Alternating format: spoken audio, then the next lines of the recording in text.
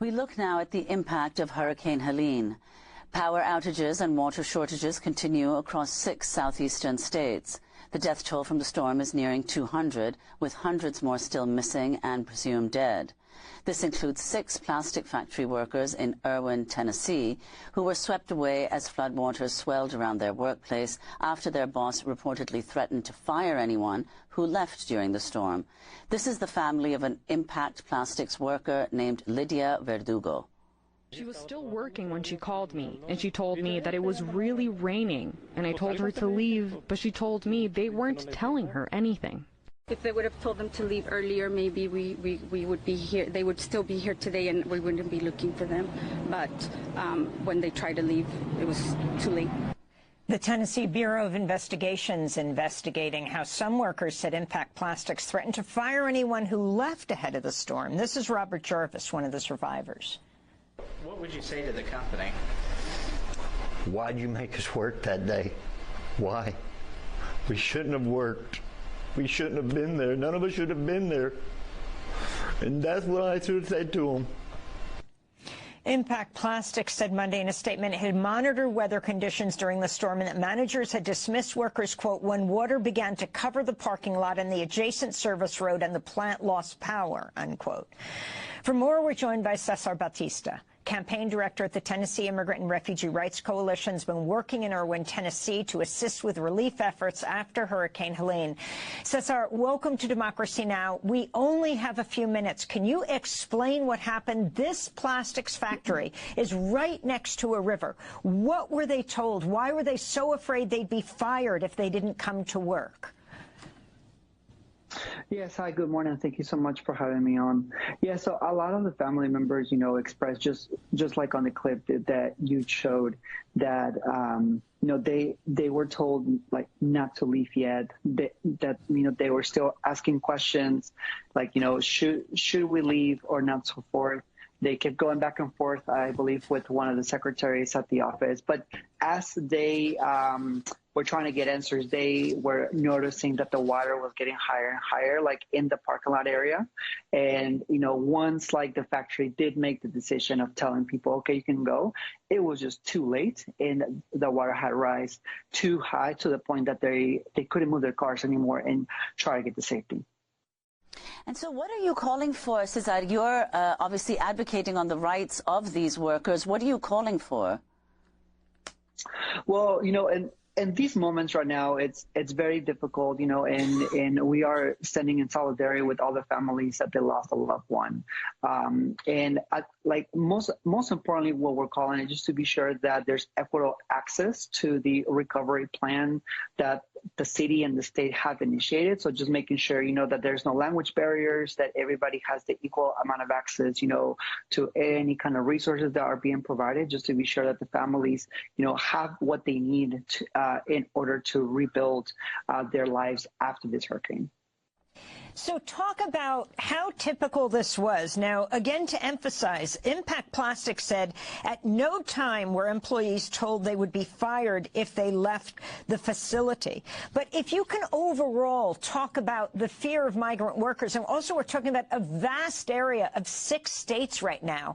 You work with the Tennessee Immigrant and Refugee Rights Coalition. We don't really know how many people have died, close to 200 at this point, quantified, but hundreds more missing. And where are people going for refuge?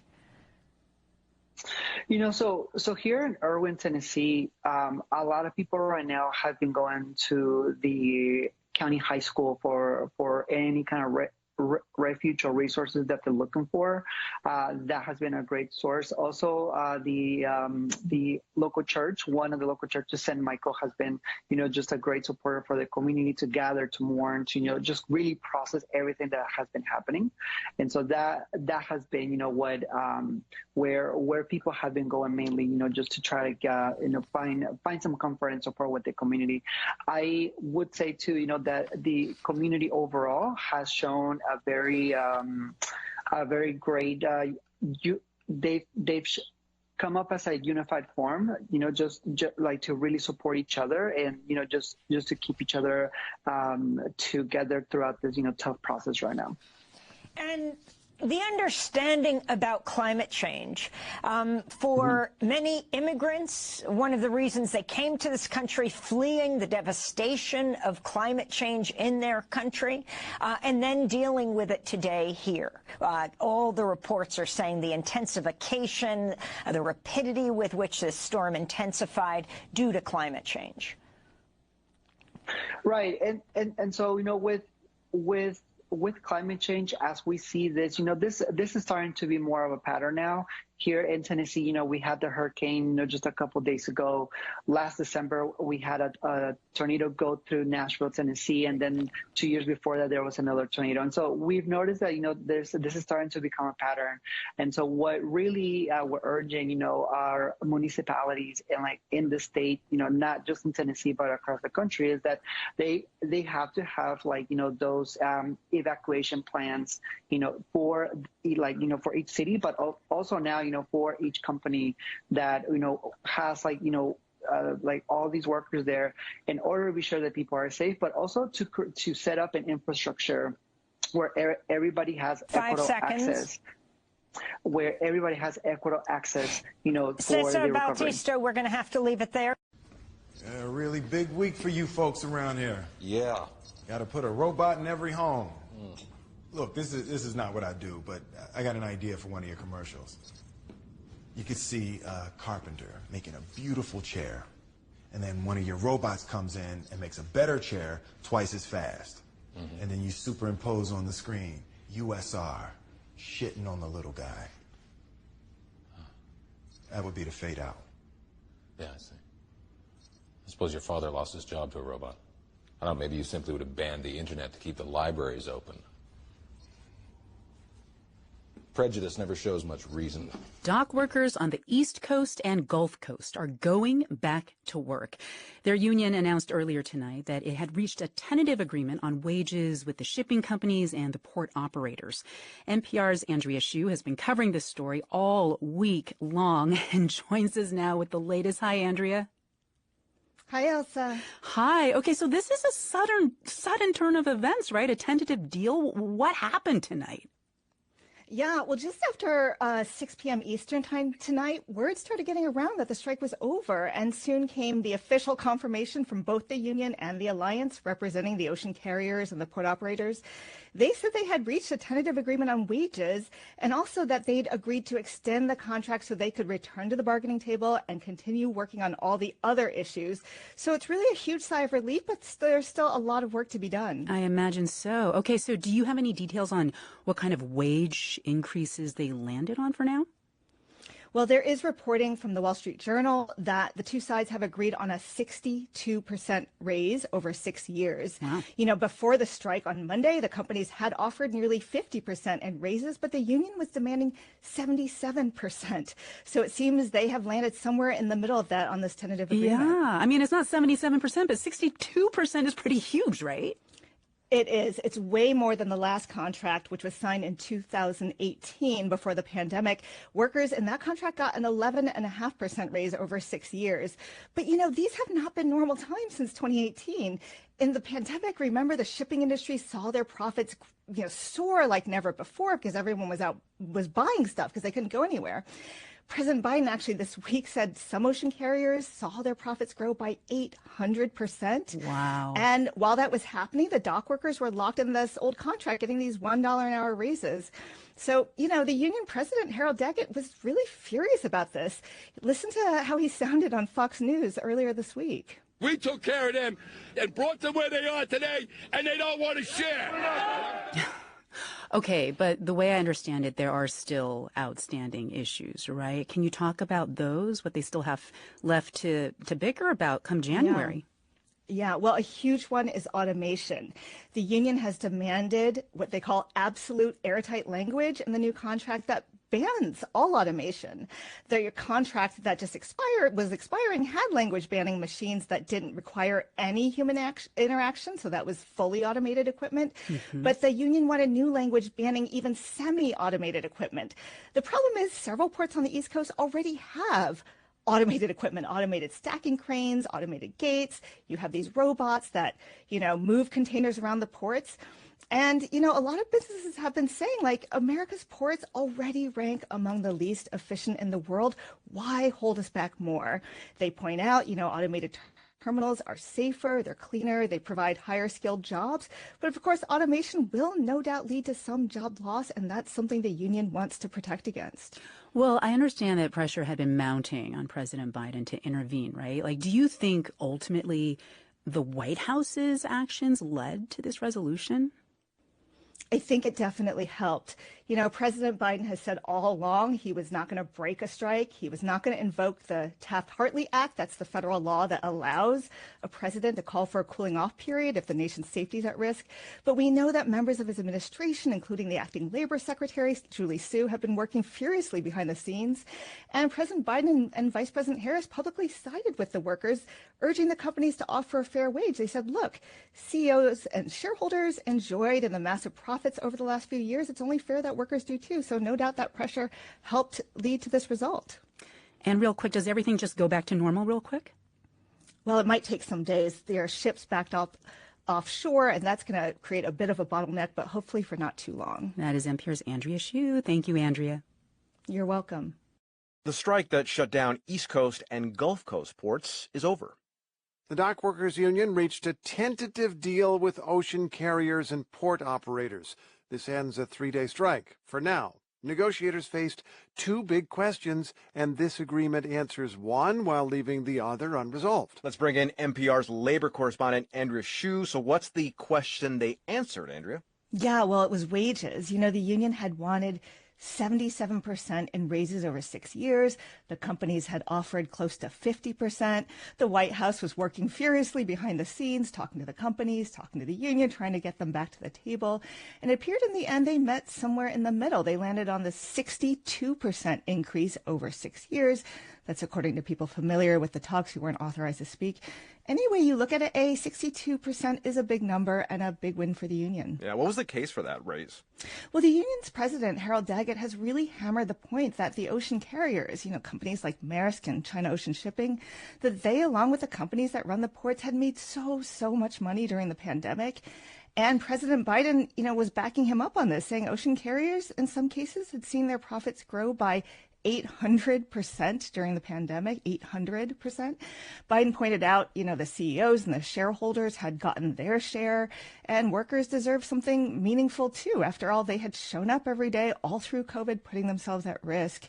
I talked with a labor historian about this yesterday, Peter Cole. He's at Western Illinois University. He said to me, I think that he thought the union's demands of a 77% raise were reasonable for all the reasons Biden cited. And he also pointed out this is a 6-year contract that they're negotiating, and that's a really long time. 6 years really ties your hands because, who knows what the economy looks like. Back in 2018, when they negotiated their last contract, no one had any idea that a pandemic was coming, that the shipping industry would go bonkers, or that inflation would get as high as it did. Yeah, now, okay, earlier we mentioned a big unresolved question. How did they address that?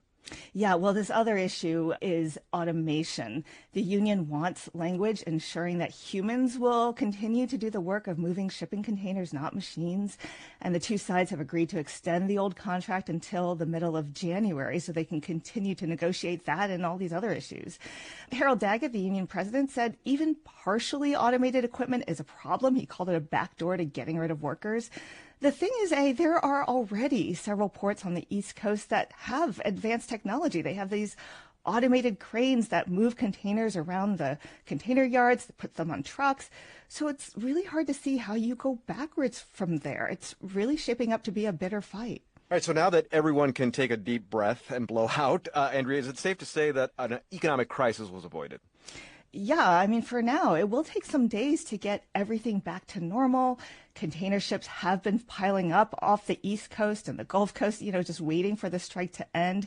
Yesterday, just hours before the strike ended, I talked to an artificial Christmas tree importer who said, we have trees, we have wreaths, we have garlands stuck on these ships. So they are no doubt relieved that the strike is over and that these decorations will be making their way to shore well in time for the holidays. I'll be shopping for that artificial tree soon then. NPR's labor correspondent, Andrea Hsu, thank you. You're welcome.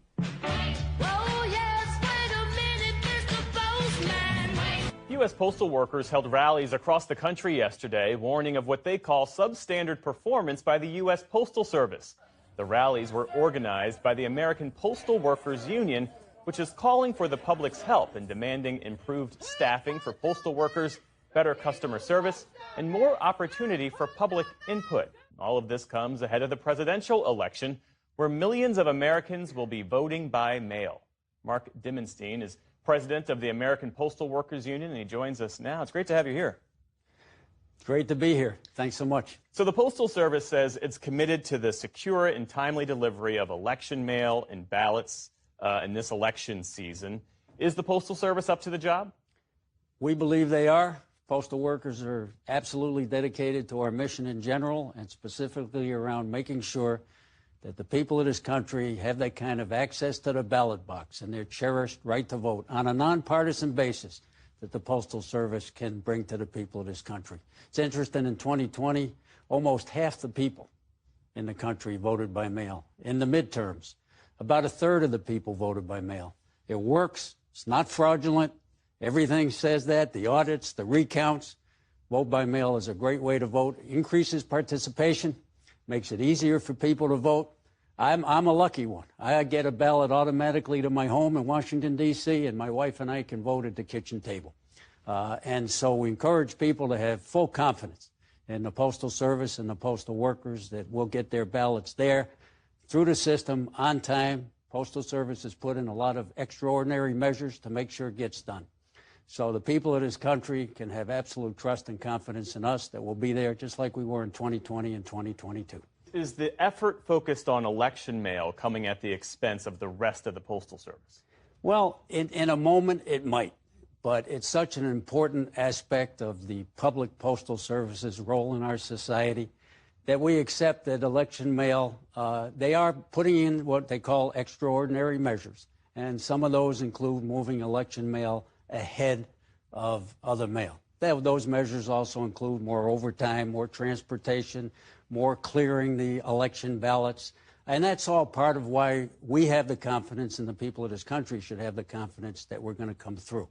But we also are saying yesterday, part of our message yesterday, is as good as election mail is going to be, as important as it is, and as how much trust and confidence the people should have in it and will have in it, we want the people's mail to be treated that way every day of the year. Because however we choose to use the Postal Service, that's important to us as a postal customer and patron. So part of our message is trust election mail, we're confident, but let's make sure that postal management puts into place those kind of things that make sure people get this kind of service every day of the year. We need more staffing. For example, we can't serve the people of the country unless we have better staffing. We have 10,000 less postal clerks who we do represent now than we did a few years back, and we got tons and tons of more packages to move because that's part of the way the mail is changing. So there is a lot of work ahead of us to fix the problems, and management has to do that. I reached out to the U.S. Postal Service in advance of speaking with you, and they provided a statement, part of which reads this way. It says, "We are executing on strategies to pull together the people, technology, transportation, equipment, and facilities into a well-integrated and streamlined mail and package network." In your view, is the Postal Service investing in the workforce and the staff in a way that is sustainable? Maybe the verdict is still out on that. We accept, postal workers accept, our union accepts that the Postal Service is going through some needed change. The communication habits of the people of the country have fundamentally changed with the advent of the internet. Letter mail is down, still very important, but down. Packages are rising. And that may result in changes in transportation, changes in machines, changes in buildings, and so on. But along the way, while we accept the need for change, we want to make sure that that change is always improving service. And so far, the implementation of that change and some of the changes is actually going to slow down mail more. We're completely against that. We were out there yesterday standing with the people of the country for that prompt, reliable, and efficient service promised under the law. So there's some growing pains. We'll have to see where it ends up. Some of the things we've been advocating, the Postal Service has listened to. For instance, we believe that local mail that you mail in your area for your area, should stay in your area and not go on a truck ride 5 or 6 hours somewhere to come back. Postal management has begun to address some of those concerns. And there are other things like that. And we want everybody to be treated equally, whether you're in rural America, urban America, suburban America. And some of the plans that Postal Management is putting into place, we believe will punish particularly rural America. That's not the fundamental mission of the Postal Service. No matter where we live, no matter who we are, we should get the same good service. Mark Dimmenstein, president of the American Postal Workers Union. Thanks for coming in. Appreciate it. Thank you. This year, for the first time, members of Generation Z, those born after 1997, are expected to outnumber baby boomers in the workforce. They bring with them, like past generations, different expectations, attitudes towards upper management, and views on the importance of work in their daily lives. Stephanie Tsai has more in a moment, but first, let's hear from workers in those different generations. I'm Chris Hicks, a 29-year-old millennial engineer from Cleveland, Ohio. My name is Ingrid Camphouse. I am Generation X. I am based in Springfield, Illinois. I work in state government, and I am a learning and development manager. My name is Gabriel Casul. I'm a retail sales associate and part of Gen Z. My name is Lucinda Manley. I work in Florida in the insurance industry and have for over 40 years. And I am the boomer generation. I would say for a good portion of my career, I did make work my identity. I am not proud of that. It would be to the point where I was working every evening, all the time on the weekends. There were many times where my partner would take the laptop out of my hands as we were in bed. I had to force myself to work within certain hours and then turn off my phone afterwards, right?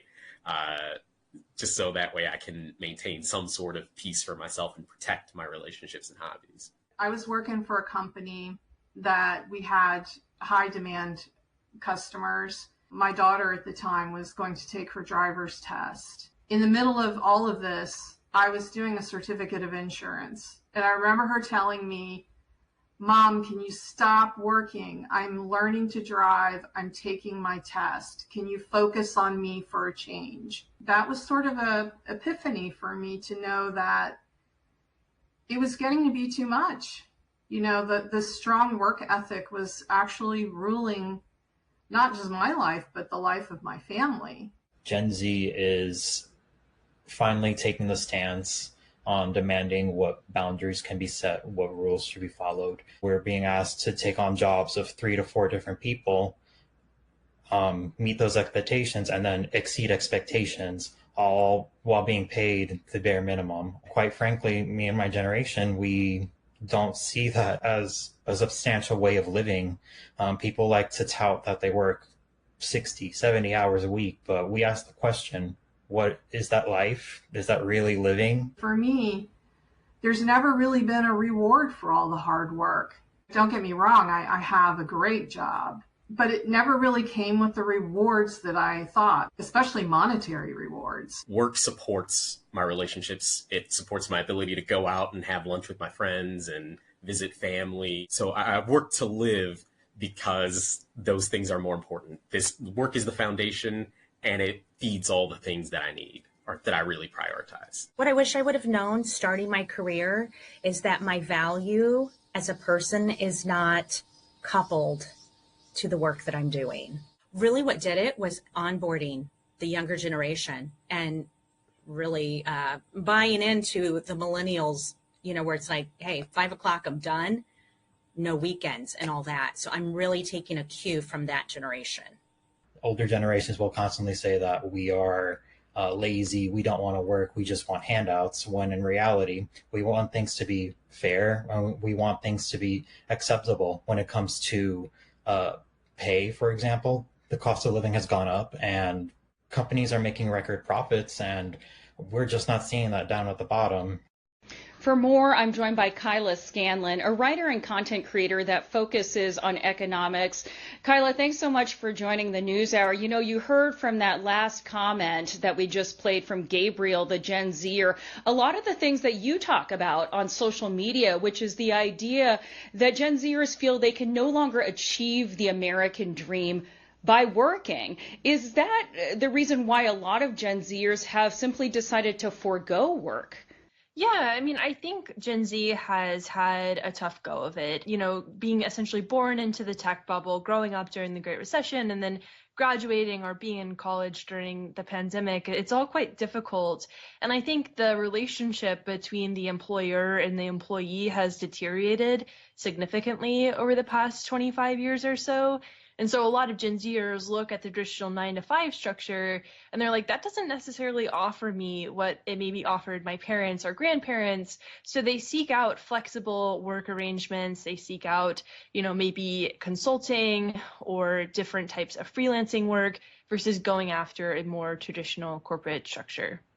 You talk a lot about housing affordability as being part of that American dream. There has been some data in the past year that shows younger workers within Gen Z have actually seen about an 8% rise in wage growth. That's more than the overall population. Why isn't wage growth enough to offset those financial burdens that seem so keenly felt by Gen Zers?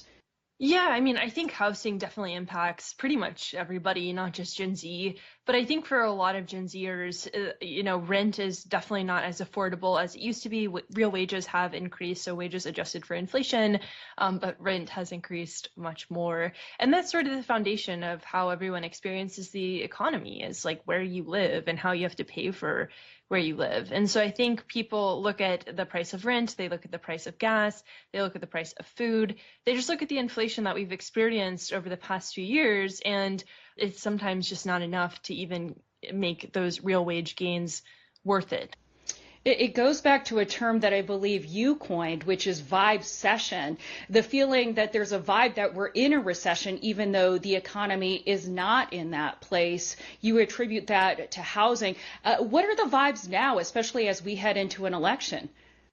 Yeah, so the vibe-cession is that disconnect between consumer sentiment and economic data. And a lot of it is structural affordability, like housing. It's also the cost of childcare, elder care, these things that are economically quite painful, but don't necessarily show up in traditional economic measurements, like, you know, GDP, et cetera. They're things that are kind of these hidden costs that people experience. There's also the media sentiment that drives a lot of how people feel about their economic circumstances. Media sentiment has trended negative for a long time, and that's just unfortunately, you know, the business model in a lot of cases. And so people are reading headlines that are quite negative, dealing with structural affordability problems, despite everyone being like, well, the economy is okay. And so there's a bit of a disconnect there. And I think especially for the younger generation, they get most of their news from social media, which definitely has, you know, a little bit of a clickbait phenomenon. And I think it really does drive how people experience economic circumstances. And then going into the election, that's also quite difficult because both candidates are trying to win. And so both candidates are saying things to win. And some of that can be confusing if you don't have a proper understanding of the economy. That is Kyla Scanlon, who focuses on the economy on her social media channels. Kyla, thanks so much for joining us with your insights. Thanks for having me. Why haven't you learned anything? This is normally a big week for millions of students across the U.S. hoping to go to college. It's when the federal financial aid application called FAFSA is supposed to open to families. There's usually buzz and excitement around early October because the idea of college starts to feel real. But the FAFSA was riddled with problems last year, and because of yet another delay from the government this year, many students are left fearful and uncertain about their ability to stay in school. NPR's Janaki Mehta has more. On Tuesday afternoon, dozens of high schoolers rolled into Kid City Hope Place in downtown Los Angeles for a college prep workshop. They've all got big dreams. I want to major in something medical because I'm trying to be an anesthesiologist. I want to be a mechanical engineer or like a biochemistry. I want to either be a nurse or a therapist. Kid City is a nonprofit that serves some 300 low-income students with all kinds of enrichment and educational programs. And normally, October 1st is a big day because it's when the FAFSA application opens. But today, Kim Fabian is focusing on other things to get excited about. The big announcement that I have today is the CalState application is officially open. Fabian is the project director here, and today, as she's leading the college access workshop, a student chimes in to ask about the FAFSA. It was supposed to open today. It's going to open December. Okay. Yeah. Question? Do you guys help us with that? Yes, I will help you with that. Fabian told me she's trying to keep the anxiety around the FAFSA at bay because the rollout last year was complete chaos. It was so frustrating. We know that these are the systems that are supposed to respond. It feels like a broken promise. Many of these students have parents who are undocumented. All the seniors at Kid City qualified for financial aid last year, but every single one encountered problems with the form. One of those students was Brenda H. Nothing made sense because we would go through, our submissions and see, where did we go wrong? And we were scrambling because obviously I needed money to go to college because my parents don't have the fund to pay it all by themselves. Brenda's mom is a seamstress and her dad works for a bulk spice market. They're both undocumented, which is why she requested we keep their last name out of this story. Nobody in Brenda's family has ever gone to college, so the whole idea of a higher education didn't occur to her until she started drum lessons in the basement of Kid City. I remember I used to be so scared of the upstairs kids because, they were all about college. And back in junior year, I didn't even think I'd go to college because, like I said, I'm first generation. Eventually, she joined the college access program, and her counselors told her financial aid would probably cover her education. But last year's botched FAFSA form was especially challenging for kids of parents without social security numbers, like Brenda's. It took them 5 tries before the application went through. And when her offer finally came, I panicked completely. A lot of her friends with higher income families got the cost of their education covered, so Brenda thought she would too. But she didn't get her award offer until a few weeks before school started, and it wasn't nearly enough. That also gave me another reason why, maybe it's a sign that I'm not meant to go to college. Brenda did ultimately make it to Cal State Northridge, but she scrambled to find housing at the last minute, cover tuition, and pay for her books. And sometimes I'll catch myself not focusing in class because I'm wondering how am I going to pay for the next semester because this semester is about to end. Brenda's majoring in psychology. She's struggled with her own mental health, so she wants to become a therapist to help other kids like her. The education department started testing its new form this week and says it's hoping to fix glitches by December 1st. Brenda's going to apply again, but in the meantime, she's focusing on her classes and her newfound independence. I've actually been enjoying it. I kind of fulfilled one of my dreams, which is to be out at night. College has been fun and exciting, but Brenda also feels that big responsibility as the first person in her family to go to college. She hopes this year's FAFSA will be smoother and that she'll get more aid so she can finish the education that she never even dreamed of. In Los Angeles, I'm Janaki Mehta, NPR News. College is back in session across the country, and some students are worried about more than just the cost of tuition. Research shows that college students are going hungry at a higher rate than the U.S. population as a whole. As Harvest Public Media's Jess Savage reports, some college campuses are working on creative solutions. At Northern Illinois University, about an hour west of Chicago, it's watering time at the campus garden. Brian Flower directs NIU's Edible Campus program. He shows off the free-to-pick gardens as the university's clock tower chimes. So we've got some amazing stuff in here.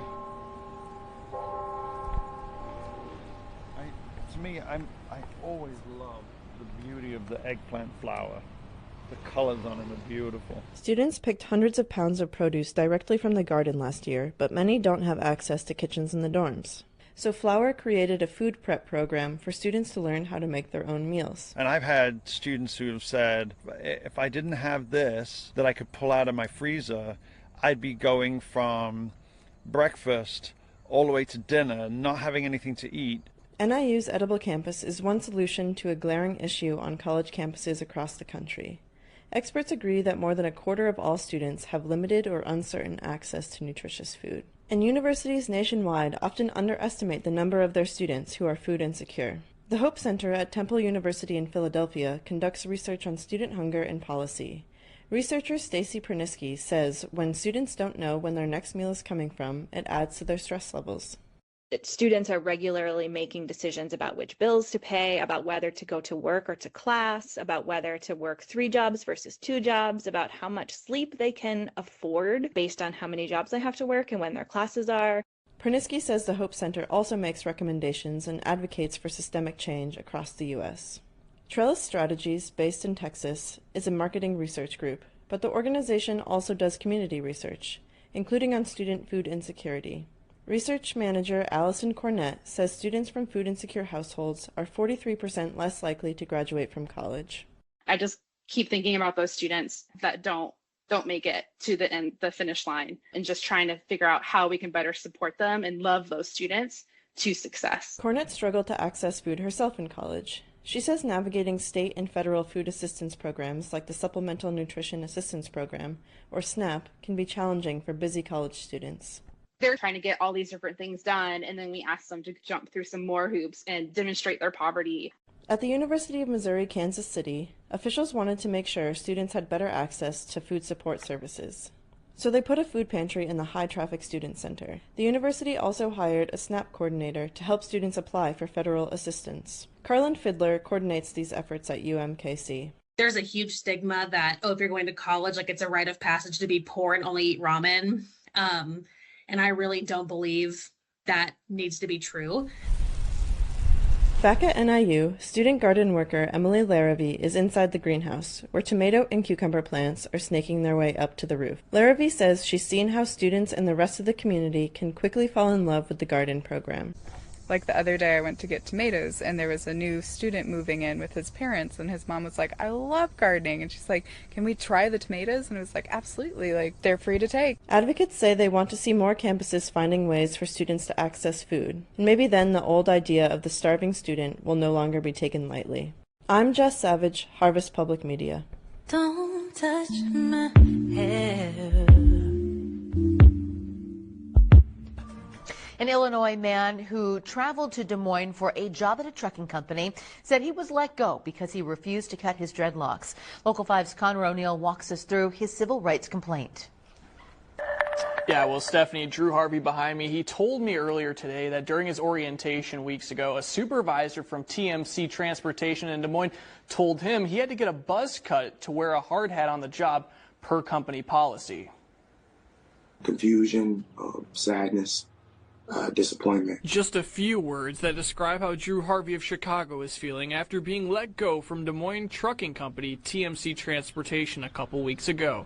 So why did he lose his job just 2 weeks into orientation? You've been doing a splendid job, but you're going to have to cut your hair by Friday or you're not going to be able to continue with the company. Harvey said his supervisor claimed per company policy, employees had to have short hair in order to wear a hard hat during their shift. But Harvey showed us a photo of him wearing a hard hat with dreadlocks with no problems.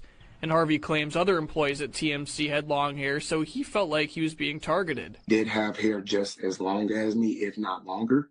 So I was wondering why I was being singled out. Harvey suggested he'd trim his dreadlocks, but his hair is important to him and his culture, he said. Part of the reason why he didn't want to have to cut it completely. And I believe that if he were a white man in the same exact position, I believe that he would have been treated differently. And that's the pity, and that's why he had to contact me. Harvey's attorney, Ben Lynch, filed a civil rights complaint against TMC Transportation, alleging discrimination and wrongful termination from his job. We need to make sure that other people are not treated the way that Drew was and left out to, just thrown away like garbage and sent home on a bus. After they quit their job and came to Iowa to try to start a new career. Now Harvey is left without a consistent paycheck and a job, and instead a civil rights complaint that can cost a lot of time and money. I just don't get why. And as you mentioned earlier, Stephanie, a civil rights complaint has been filed against TMC Transportation in Des Moines, and if the two sides cannot come to an agreement, then a lawsuit will be filed. And I did reach out to TMC, but I did not hear back. Steph? Connor, thank you. Context of White Supremacy, my privileged black brother, Drew Harvey. Went from Illinois to remember Mike Swango? He was trying to go to the University of that's what he was going to do because he was born in Illinois. He was going to do the Illinois to Iowa thing, but he swerved and went out to Ohio State, the Ohio State definite article. They went to court about that. Context of White Supremacy. Weekly broadcast, Neutralizing Workplace Racism. Your favorite black brother, Gus T. Renegade, in for another broadcast, hopefully, to share constructive information with non-white people, victims of white supremacy, on what racism, white supremacy is, how it works, what it means to be classified as white, what non-white people can do to replace white supremacy with justice immediately. Today's date, Friday, October 4, 2024. So I have been told. This is our weekly broadcast, Neutralizing Workplace Racism, not for spectators. Hopefully, we have constructive tidbits helpful to non-white people, victims of racism, who are in the workplace, help you deal with problems, maybe even anticipate, be perceptive about things that are likely to happen to non-white people, victims of racism while at work. These are things to do to minimize those problems, maybe even avoid some of them altogether. Since this is not for spectators, if you are a non-white person anywhere in the universe, maybe out on the space station, Elon Musk, if you figured out a way, things that are helpful to getting correct compensation, information, techniques that would be helpful, avoid, maybe totally eliminate the likelihood of experiencing some sort of sexual abuse. What to do? Make sure you get those raises, things to say, tips, anything that you would recommend. Help us get a few extra nickels as we head to the colder part of the year, for many of us at least. Higher energy bills, heating, so-called holidays maybe. Always use a few extra nickels. Any helpful tips for non-white people with regards to labor specifically? Let us know. The number 605-313-5164. The code 564943 pound. Press star 61 if you would like to participate. The number again, 605-313-5164. The code 564943 pound. Press star 61 if you would like to participate. You like to email? Keep your identity concealed or voice, whatever it is. No problem. Drop us an email, untiljustice@gmail.com. If you have tips, that's even, if you listen to the program, to the archives, you can always send suggestions because we need them desperately. Any tips that would be helpful for non-white people to solve problems, avoid problems in the workplace, let us know. untiljustice@gmail.com. Few tidbits, then we'll get to callers, emails, all that good stuff. Number one, prayers, thoughts, all the folks, all the different areas, Florida, the Carolinas, Tennessee, Virginia, that impacted by Hurricane Helene. I hope you are safe, got all of your attempted family, folks that you care about are accounted for. Hopefully you emerged unscathed, maybe a little wet, but hey, we're all here, safe, moving forward to produce justice, hopefully. Impacted so many people. I was looking at some of the images in North Carolina and places. If anything, I saw in North Carolina that some places, Asheville and other locations, were just devastated. Other places, they didn't have electricity. Man, great or tragic illustration of all these natural disasters and such If you know you live in a place, hey, we have hurricanes, we have a whole hurricane season, we have flooding, we have earthquakes, whatever it is, these are problems. There should be a specific code just for, hey, there's some sort of emergency. We coordinate. We just went through Katrina, right? 19 years. We coordinate documents, if it's medications that you need, all of that we plan in advance. Having a generator for sure. I think that should, especially if you're older, you know, you have medical needs or you have children, especially small children. Oh yeah, got to have a generator and all that. And even Scout, is it going to be safe for us to remain here even if we have a generator? Because for some folks in the path of the recent Hurricane Helene, news outlets said this is not survivable. And I think others were stunned because they said, wow, have they said that? I don't remember hearing that about a weather event before. Like, this is not survivable. I don't remember them saying about that about like Hurricane Sandy or Katrina. Like, wow, you stay, you're going to die. Make it plain, right on, make it plain, but wow. And if it's going to be more of these types of events with so-called climate change, that would for sure be something to plan. Now, all of this is important for the workplace because we started with the segment in Irwin, Tennessee. The Hurricane Helene hits, impact plastics, and they fear they have all these workers that they feared have died who are working at the factory. I was immediately reminded this happened before, and it wasn't even that long ago.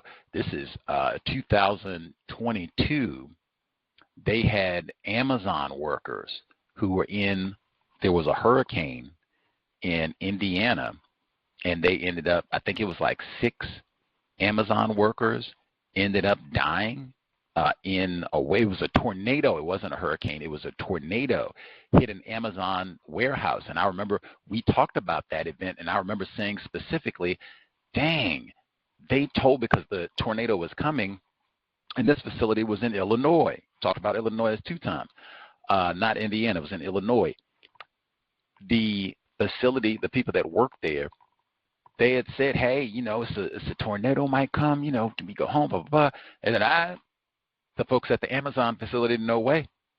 That's what the report said. You leave. If you leave that truck, you abandon that truck, consider yourself fired. If you leave today, you don't have a job tomorrow. And they had people who ended up staying and ended up dying as a result of all that. That's why I said, hey, for these jobs, and they even in the lawsuit, their claim said that Amazon failed to warn employees of dangerous weather or to provide safe shelter before the tornado came and just totally devastated the facility. I said, hey, you have any sort of job, pay attention to the weather reports. I wouldn't care, you know, if you are broke, penniless, houseless, just got out of prison, the job is contingent on you being out of prison. Hey, if you die in the hurricane or tornado, going back to greater confinement will be the least of your concerns. Doesn't matter what the circumstances are. If you're just, hey, I'm really poor and I got to feed my family, and hey, your family will really struggle to eat if you die in the tornado. Nothing. I have to say that in the workplace context, that maybe that's something to tell your children. Hey, the job is not worth your life. I guess maybe you have to make an adjustment if you're a firefighter and, you know, it's a black child that's about to drown in the river or about to be a fire right there in the penthouse and that sort of thing. You make a decision. That's what you signed up for the job. But I mean, man, delivering the Amazon truck? No, I did not sign up to die at the Amazon factory in a hurricane. Not at all. And I think for most of the jobs, that is the case. Check the weather reports, all the rest of it. And apparently now, maybe even places, maybe they didn't used to have really powerful, dangerous storms. That might not be the case now. check the weather report. That would be another reason to check the news, man. Be informed. Check at least the local news to see what hurricane when. Now, I know for some folks, they might say, hey, if you live in Louisiana, folks in the Gulf area, Chesapeake region, what have you, where you're right on the coast, where, you know, they have hurricanes, whole seasons might be expensive. We heard some of that with Katrina, where people said we get these sort of warnings and we can't evacuate every time and all the rest of it. That might be true, but that is the cost of living in that environment. At least be aware and alert so you can make proper adjustments, what have you, even if you're going to stay. Hey, now you definitely got to be alert and aware of what's happening if you're going to stay and ride it out. Because, I mean, hey, I might have made the wrong choice. I need to find that out as soon as possible. Maybe I have time to make a correction. Take it serious. I have to see the people. Oh, no, stop right there now. This happened I said this happened before in Illinois. This happened this time around with Hurricane Helene impact plastics in Irwin, Tennessee. Now, I don't know what these people look like. They showed some of the photographs of the people that they presume to be deceased because they, you know, can't find them. Hurricane hit, you know. Looked like a number of white people. I do my check, courtesy of James Lowen. Irwin, Texas, population just a little bit over 6,000 people. Over 90% white. So it probably wasn't too many non-white people who perished at impact plastics in Little Irwin, Tennessee, racially restricted region. Speaking of restrictions, the dock worker strike, they've been talking about that all week long. Now I guess they've reached at least a tentative agreement for a little while, and they'll figure out the rest of it as we proceed. I think that came up before. We had callers in the California area who dialed in, and they talked about the long, explicit, deliberate history of white people excluding black people from those type of jobs. And when they gave some of the details of this agreement, where they said they got a 62% increase in compensation, wow, that sounds like a job with a lot of white people. I do not hear jobs where it's lots of black people and they get a 62% pay increase. Wow. Right on for the white people in those jobs. But BET even had a report online about the long, deliberate history of excluding black people from those jobs, which can be well-paying. They got a union, benefits, all that, retirement, pension, all that good stuff. No niggers. No niggers. I'd even have to go and look like at the different locations and see who was out there for these strikes and all that to see, like, how many black people do you see doing this work? Anyway, let's see. But they got their 62% increase right on. We heard the report about, I think they said for the first time, there are more Gen Z workers as opposed to baby boomers. The older folks be closer to Mr. Fuller's generation, or teaspoon younger, maybe somewhere. Yeah, maybe a teaspoon younger. Man, one silver tsunami, as I've been saying, white people are aging. They're leaving these jobs. They're getting retirement, all the rest of it, or getting fed up with the Rona and all that. As they leave, try to see if you can get some of these jobs. Can't stress that enough. More openings, more vacancies. You see, they got to bring in Haitians and all these other folks. Try and figure out what the qualifications are. If you have to go and get a little extra training or what have you, credentials, do it. Somebody's got to take over these jobs until they can get the bots. See if you can snap up what they leave. Now, I thought some of the components of that report, where they talked to some of these older workers, and hey, work all the time. Work all the time. Fall asleep on your laptop. Work all the time. Work all the time. Call me at midnight. Work all the time. Overtime. Yeah. And they said, newer folks, like, whoa. Oh, no. I just work so I can have a good time with my friends, you know. I'm not, this is not my life. And you heard that, said, my job is my life. That's my identity. See, and that's how you get with the job as your family. No, it's not. No, it's not. That's not even my attempted family. No, it's not. These are my coworkers, colleagues at best, not even friends. Come on, when do we get to family? And some of the older workers say, that's kind of logical. I think I'm going to borrow that. Bravo. Now, normally they try to say that you got ageism and hating and all that. I didn't hear that there. It was, these whippersnappers, they maybe figured something out. Like, I've been slaving and working like Leroy on the plantation, old John Amos and Roots. And where has that got me? I done missed my daughter. She out trying to learn how to drive, and I'm distracted teaching her not to be a distracted driver. What kind of hypocrisy is that? System of white supremacy, racism. I love it. I said even in Australia, they got laws in place now that mandate that. Like, you can't be harassing employees at 9 o'clock at night, 11 o'clock at night, all on their weekend and day offs and holidays and all the rest of it. Like, I do it on work hours. And they get a lot of times they'll get non-white people victims of racism because they know we're in such a weak position. Last fired, first fired. Maybe you don't even get the job at the dock workers. But they say we with old Leroy and Lakeisha, we'll get them.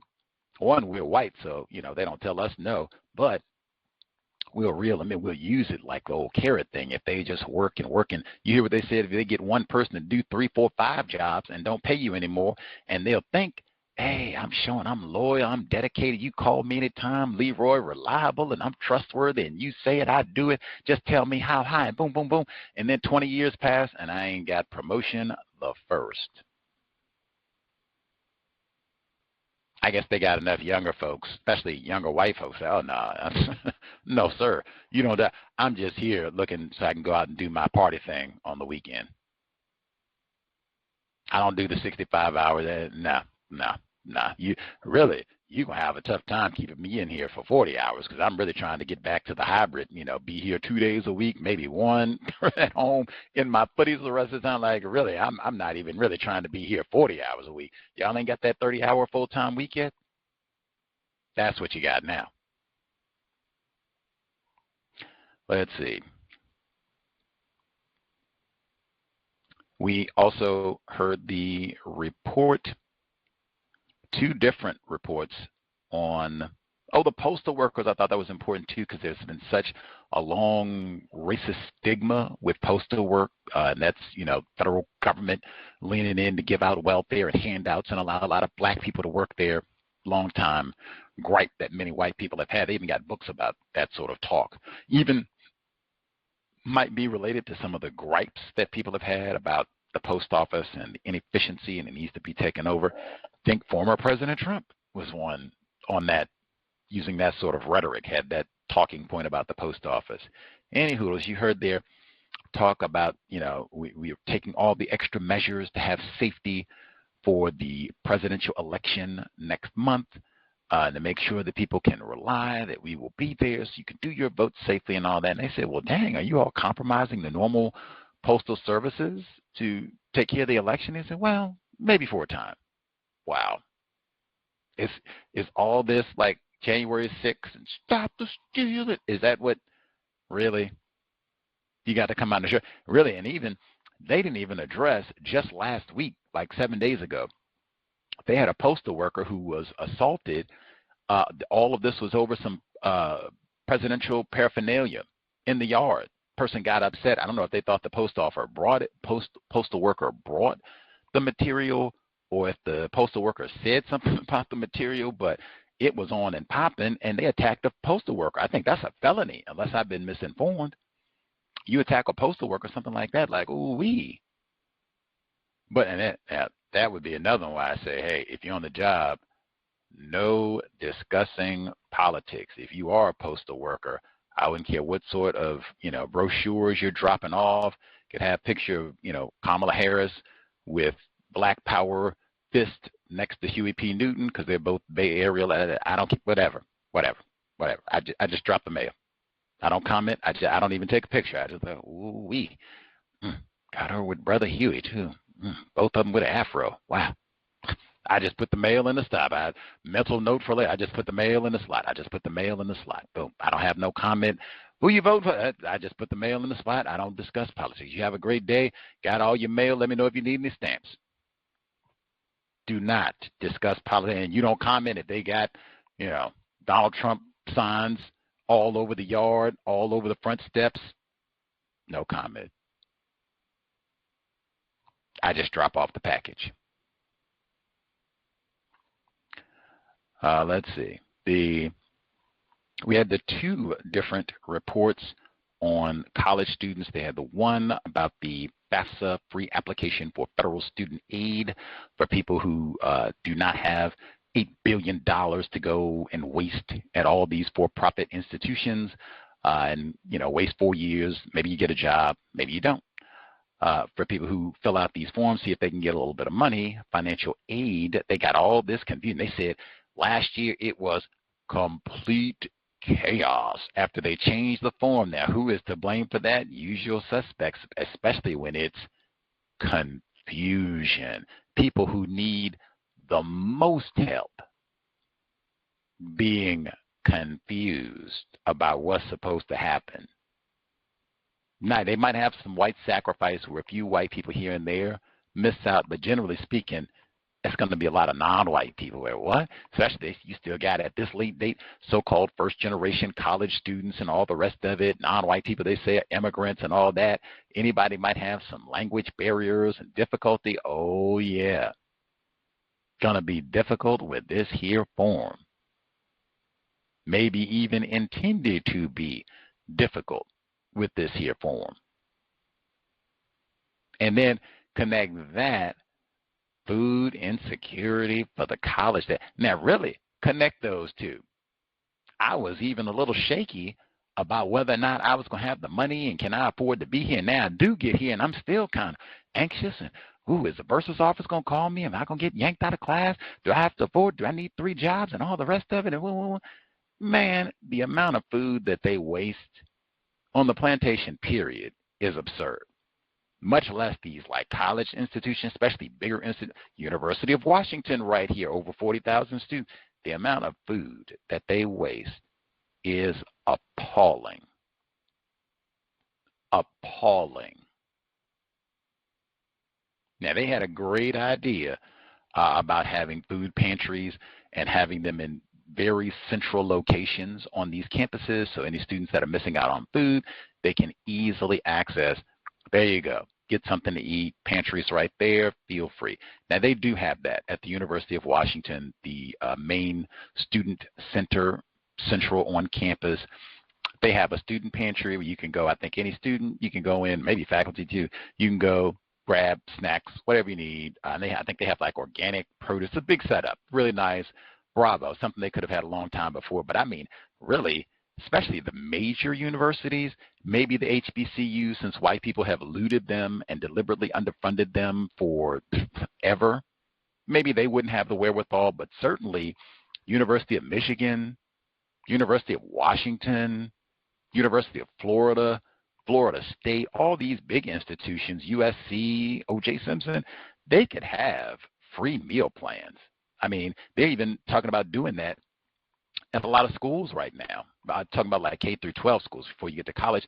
Just have free lunch for everybody and forget it. That way it's no stigma for people who can't afford it and all the rest of it. Make it free and as healthful as possible so we don't just eat cheese pizza and tater tots every day, but just make it free for everybody and call it a day. Now we know everybody has food. That's not an excuse, and we can just get back to learning. They could do the same thing in college. Just make it free for everybody. Forget it. We already charged you an arm and a leg. Maybe you get a job at the end of all this. Maybe you don't. At least you don't have to be hungry in the midst of all this. Everybody gets a free meal plan.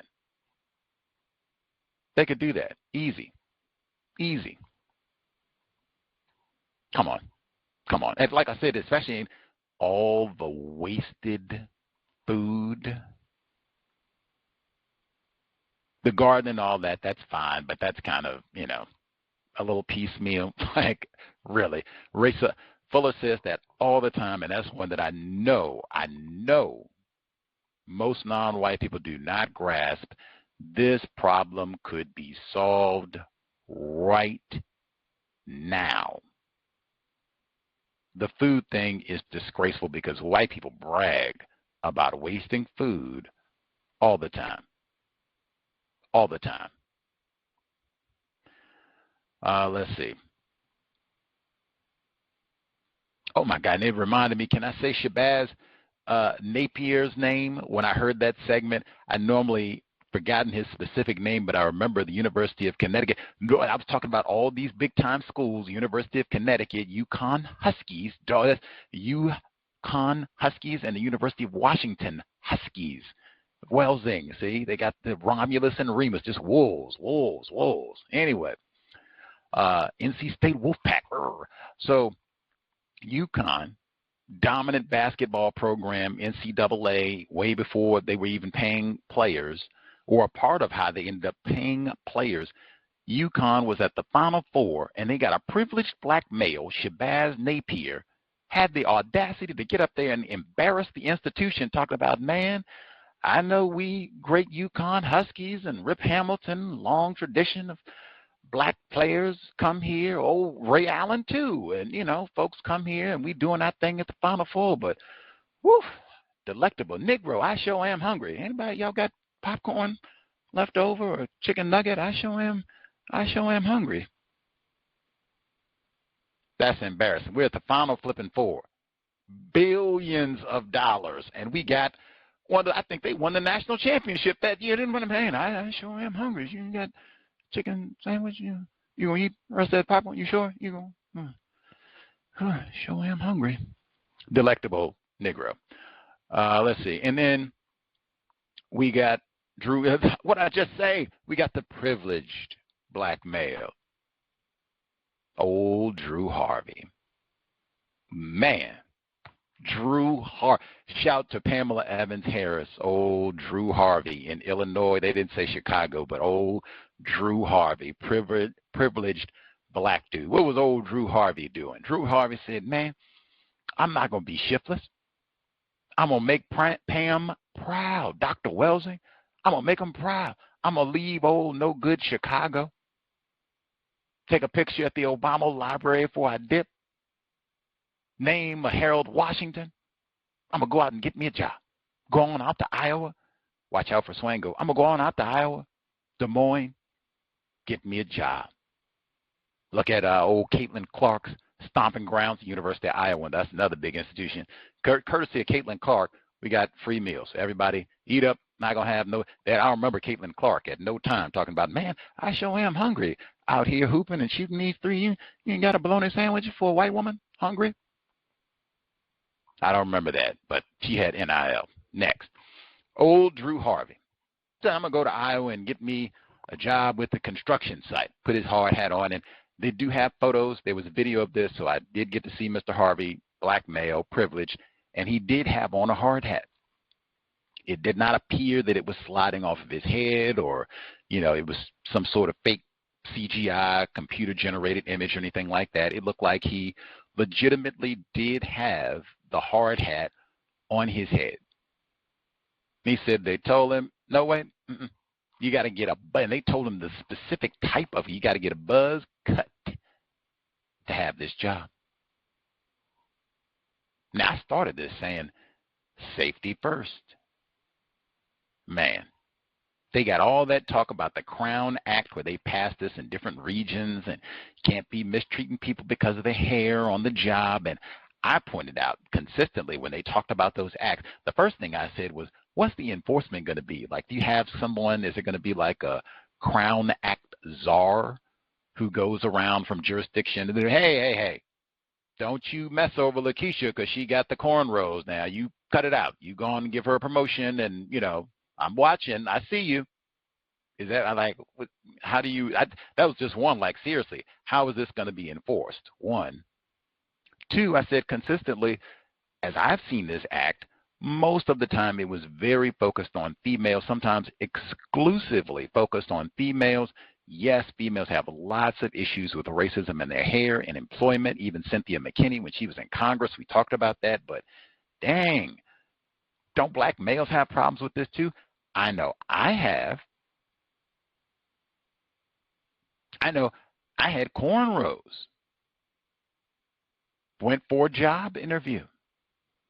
Now, sometimes you don't find out immediately. They might not tell you, the day you go for the job, you might not find out when you're leaving, yay or nay. Sometimes it might be days. Sometimes it might even be weeks before you find out, depending on how many candidates and how many interviews do you have to do and all the rest of it. Like, it might not be an overnight type of thing. You might have to sit, be patient for a bit. I go to the job, and in fact, I can be accurate. Now, I did have cornrows at the time, but I had the Negro audacity. I combed out my cornrows and went to the interview. Huey P. Newton, Angela Davis Fro. Now, I dressed professional, all that. I didn't go wearing short pants and Jordans, Air Force Ones, none of that. Professional.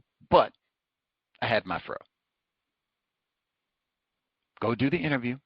Wait, and this was teaching position. Go wait. Black person, attempted family member. As soon as I did not hear back within like 2 days, already concluded. No count shiftless Negro. You went with all that Negro kink, and look what you got. Haven't I told you got to be perfect? That's what I say about you. You see, try and blame white people for everything when it's you. You could have went and got your hair cut in advance. That's exactly the sort of thing that I've took. Gus T did get the job. But I have heard that forever. Now, I mean, that is based racist logic. They fuss at lots of black people and give that as justification. Oh, yes, your hair's too kinky, we're not giving you a job. I'm bald-headed. Well, you got a lip beard. Anyway, you're not giving you the job. They just make up, whatever. We've even heard that one. You got a kinky lip beard, so yes, you can't get the job. Get on out of here, Leroy. But dang, like, really? You can't even get a chance both ways. You can't even get a chance. It's, the hair is too kinky.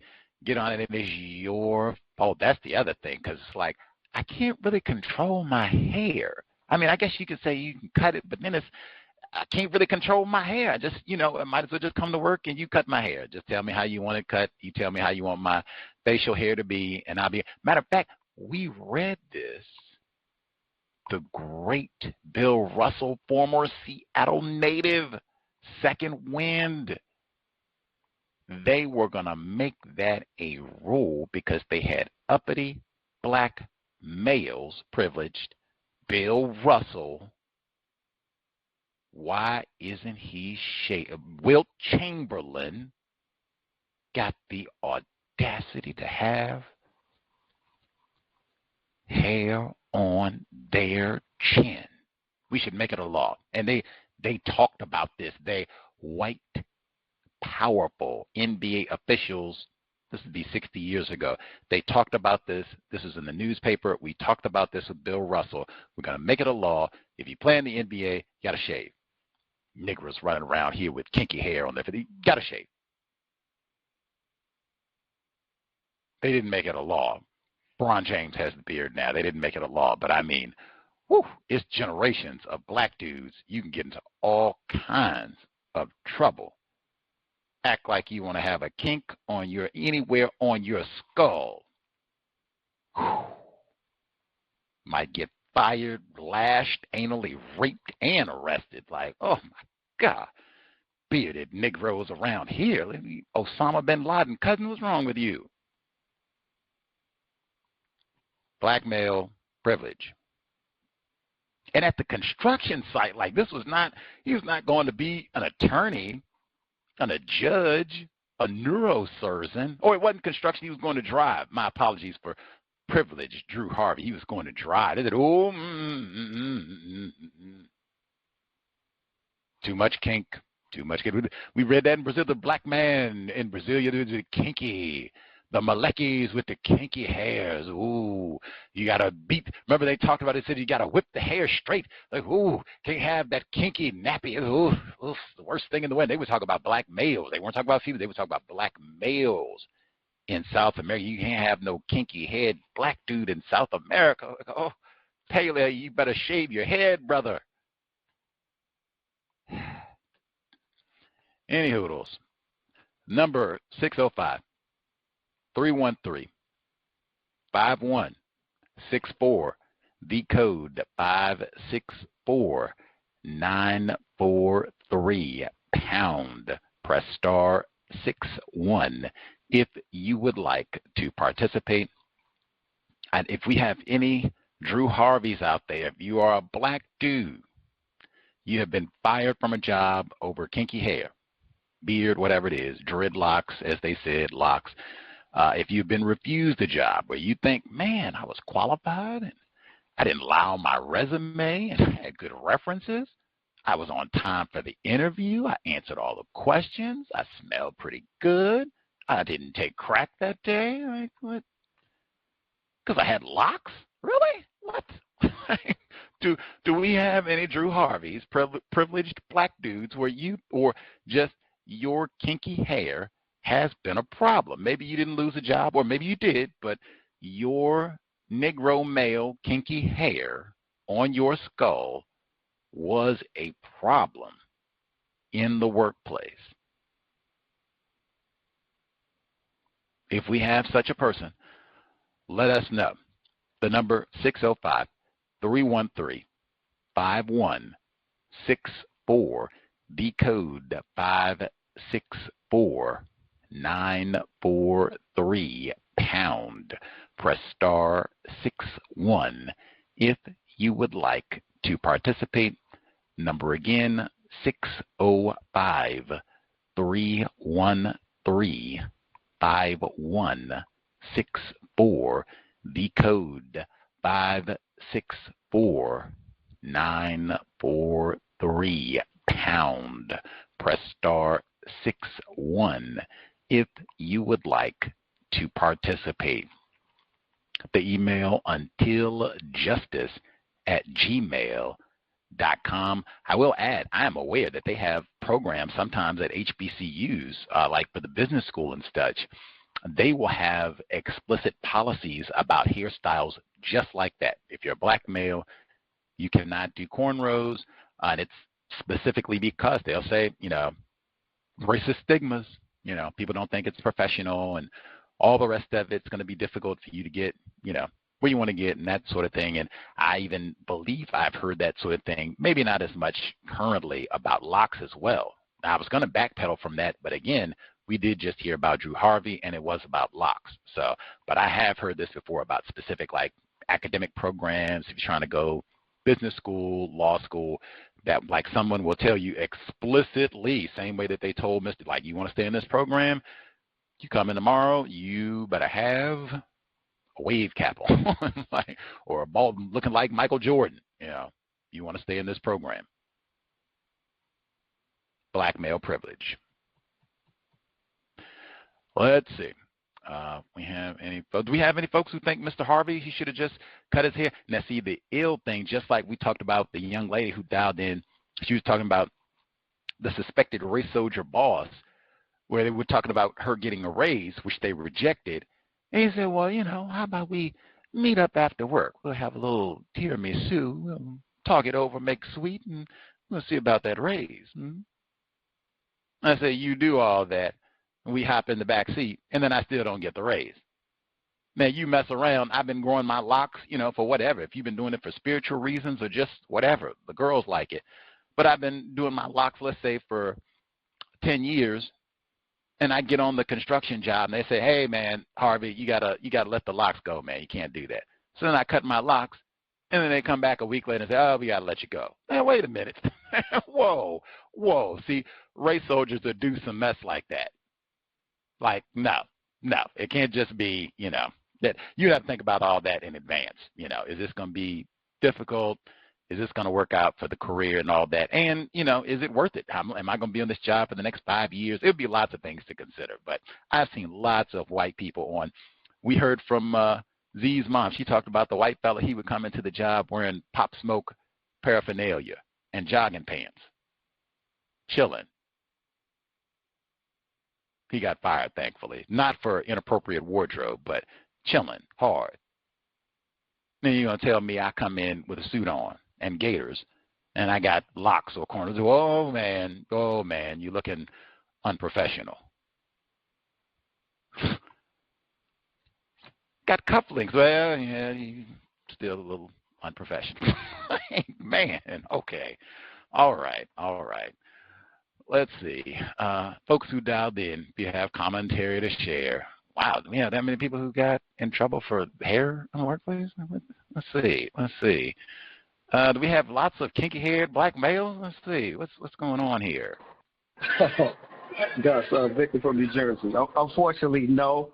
I'm one of those bald Negroes, so I never had that problem. But I do have hair on my face, so I've always had blue collar jobs, so it was never an issue.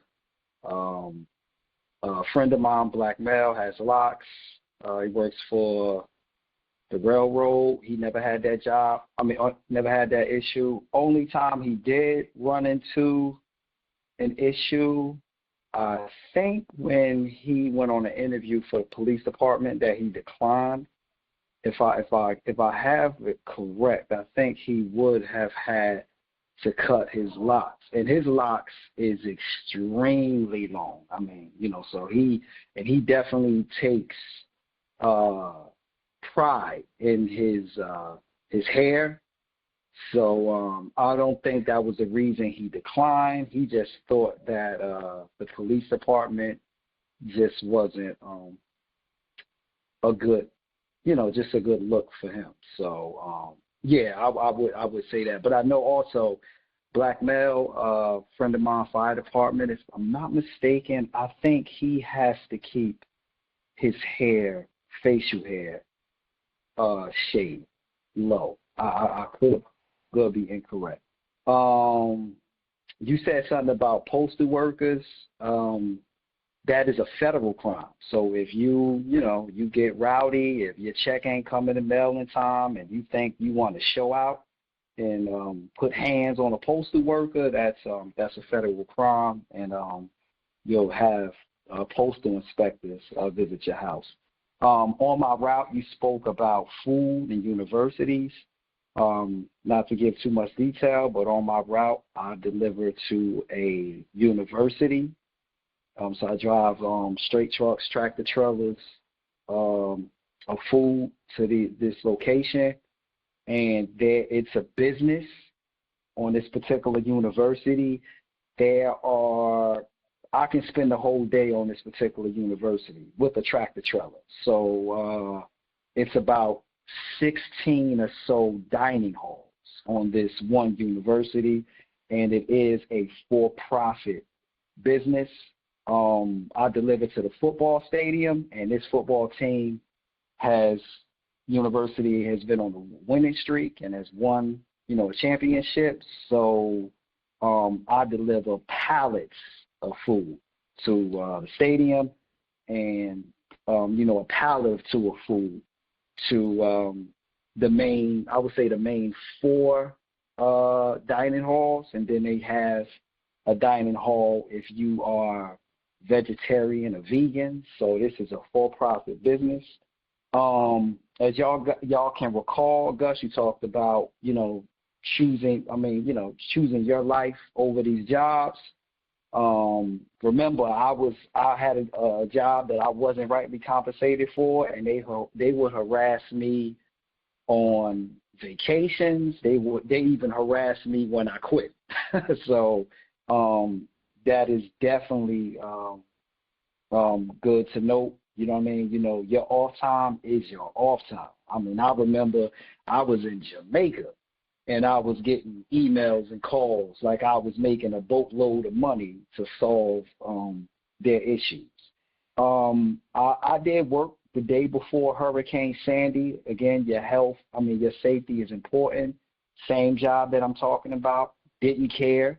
Again, you don't really know how severe these natural catastrophes are going to be, so you really can't depend on these companies. And I remember in New Jersey, Hurricane Sandy, and I didn't realize that it was going to be a serious hurricane until I was crossing the George Washington Bridge from New York into New Jersey, and the Hudson River was oh man, the waves was humongous. And I said, oh my God, I better get home. And just maybe 2 years ago, there was another big storm on the East Coast, and it looked like, the next day it looked like the apocalypse in New Jersey, New York, where there was so much flooding that cars stalled out up and down the highways, inside of, the Cross Bronx Expressway. You just seen cars that was just abandoned because of floods. So that was a note to me that I would definitely be choosing my safety before these jobs. You spoke about financial aid, and oh man, don't so the Black American nativists, don't get mad at me, because I know there was an undocumented female talking, so I get the gripe with the undocumented, and this country, it is perceived that they are favoring undocumented workers over native black people, or or basically native to this country, white or black. It may seem like that, but the higher ups, white people of power, they are to blame. So I never get involved with blaming them. But my sister, she went through an episode, and it really had nothing to do with paperwork. But if you do not have your money correct and you go on these universities, you will be kicked off. So my mother laid off, so she had a big severance package.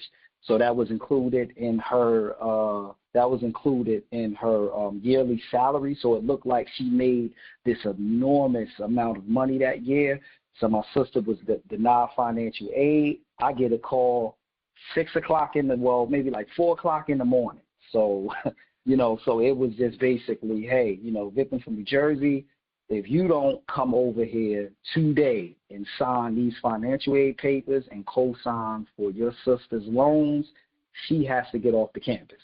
So she, they dropped her off on the campus, and this was the next day that she found out that she did not qualify for financial aid. I had a lot going on, but, that's my family, my sister. I co-signed for this loan, and it was investment. It was a great investment. She finished school. Right now she is a nurse practitioner.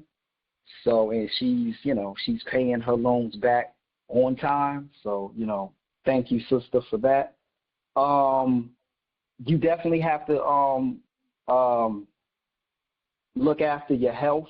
I am in a region that was with the longshoremen. They're striking. In New Jersey, that in my area, that is considered a excellent job, but very dangerous. I know black female, a friend of mine's black female, lost a finger on the docks.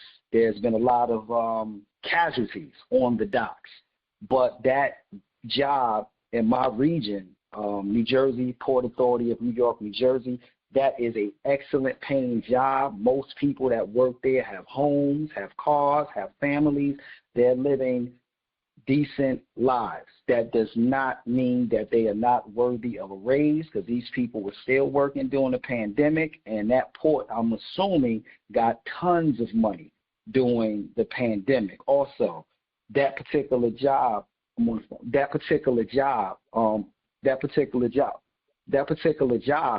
they they went on, they had to go on Oh no, they had two separate unions. So there was two separate unions. There was a black and a white union. That's how real the racism was down in Port Newark, New Jersey, that they had to have two separate unions for black and white people. So that was a thing. And if you can Google this, the mayor of Newark, New Jersey, Ras Baraka, went down to the ports to protest. That shows you the power that he has, basically demanding the ports hire more Newark, New Jersey natives. And when you say Newark, New Jersey natives, that's mainly black people in that Newark, New Jersey area. So you can Google that when Ras Baraka went down protesting and demanding more jobs for the citizens of Newark. Then I'll close with this. Your health is important. Black male on my job had a heart attack behind the wheel of a truck, maybe about 60-something years old. So definitely, take your health very serious. And if something happens to you, if you was to die on the job or anything of that nature, the job will keep on rolling. So take care of your health. I'll close. Might not even get a plaque. They put up the mural at the General Mills factory. They had the Honey Nut Cheerios bee riding a horse into the Civil War. You won't get all that. And they had that up, I think, for like 20 years. They won't get no artist come and do a mural of you on your best day eating a, veggie smoothie, big smile, sitting at your nah. you won't even get a little placard on the bench out in the workroom like dedicated to the memory of Leroy. Nah. They'll just tell jokes about, whatever. Told him stop eating all them donuts. Hard-headed Leroy, chitlins and donuts, all you ever eat. Much obliged. Victim in New Jersey said he was there for Sandy. That's what I said. He said he miscalculated. He didn't know it was going to be that bad. That happens sometimes. And so-called climate change, it may have been that you're in an area where they really didn't have, wacky tornadoes and hurricanes and that sort of thing. They just didn't have events of that magnitude. That might not be the case anymore. Make adjustments. If hey, I've hunkered down, we've had storms before and blah, blah, blah, and whoa, I miscalculated. You have to keep up. There's going to be some sort of weather event or what have you. Let me check the news. Like if I don't normally check the news, I'm going to check the news now. Let me see what's happening with all. Is this going to be worse than what I thought? And then make plans to not rely on your job or even your coworkers to properly inform you. Man, this is looking worse than it is. Have you talked to your children and blah, blah, blah, and do you have water stored up? None of that. Check the news. Be informed. Safety first. He said talking about his sister and these colleges, man, the bursar's office, they are gangsters. He said he got the call at like 4 a.m. You have such and such hours, sign the paperwork, co-sign the loan, or your sister is out of here. Cardboard boxes and all. And they'll do it too. Gangster, that's what I mean. All the way through to have you stressed and with all that anxiety and get through all this and then maybe you get a job, maybe you don't. Right on, sister, got the job. But man, now that's the optimal way to go through this, learn all this critical information that's supposed to be the foundation of my career, next 40 years of my work life? Come on. And then the food aspect of it, that's what I said, that's what I know. Like, man, maybe the community colleges and such, maybe, smaller institution, they don't have too many, but man, you start talking about these larger institutions, they waste so much food. He said they have the audacity. They got the vegan dining hall. Now I would like to go and see, let's see what you got here. And then they got the regular ones where I guess you can get chitlins and bacon and whatever else. But wow, that's not delectable Negro. They eating pretty good over here. Let's see. He said the dock workers out there, East Coast, great work. Same folks we're talking about with the strike and everything, but great job. Pension. I said that. Great. California, New York, wherever. Great work. Benefits, all the rest of it. They did say kind of dangerous, but it is quality job. You can get a good house. You'll be eating good. You'll definitely be in the category. You will not be bribed with food and them telling you, hey, man, we got extra hot dogs for you, Leroy, in the break room. Like, I'm good. I had steak for dinner. I'm good. For sure. But Mayor Baraka had to take time from trying to correct the water problem in Newark to go down and beg them to hire some niggers. Got to phrase it correctly. Newark natives, wink, wink, niggers.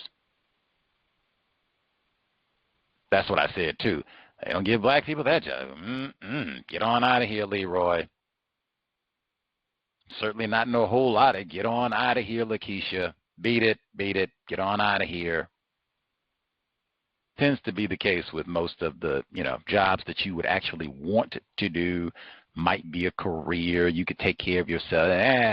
They don't need no Leroys. Beat it, man. Beat it. Kinky-haired Leroy around here causing us trouble. Let's see. Much obliged. Victim in New Jersey. Let's see. Non-Clemson grad 00 Dimples should be with us as well. Very nice. Can I be heard? Yes, sir. All right. Not having as hard a time.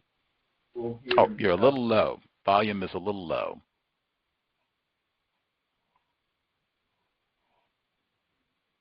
Is that better? Much. Okay, cool. All right, let's see. So I hope everyone is doing okay. Well, I imagine some of the listeners are people like myself who live in the Southeast, so I hope you're doing the best you can. Hopefully you have power.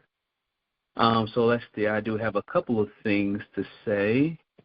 Personally, I've never been asked to cut my hair in the workplace. I've worked a couple of blue-collar jobs, and at this point it's a white-collar job because I work as a planner and engineer.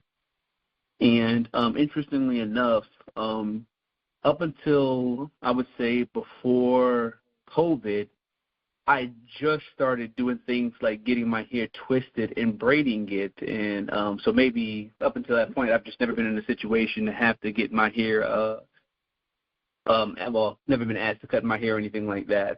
So at least that's my experience with that. I will say I have two black male friends. One was in the Air Force as an officer, and one was in the Marines as an enlisted soldier. And both of them said they left the military just so they could have their facial hair.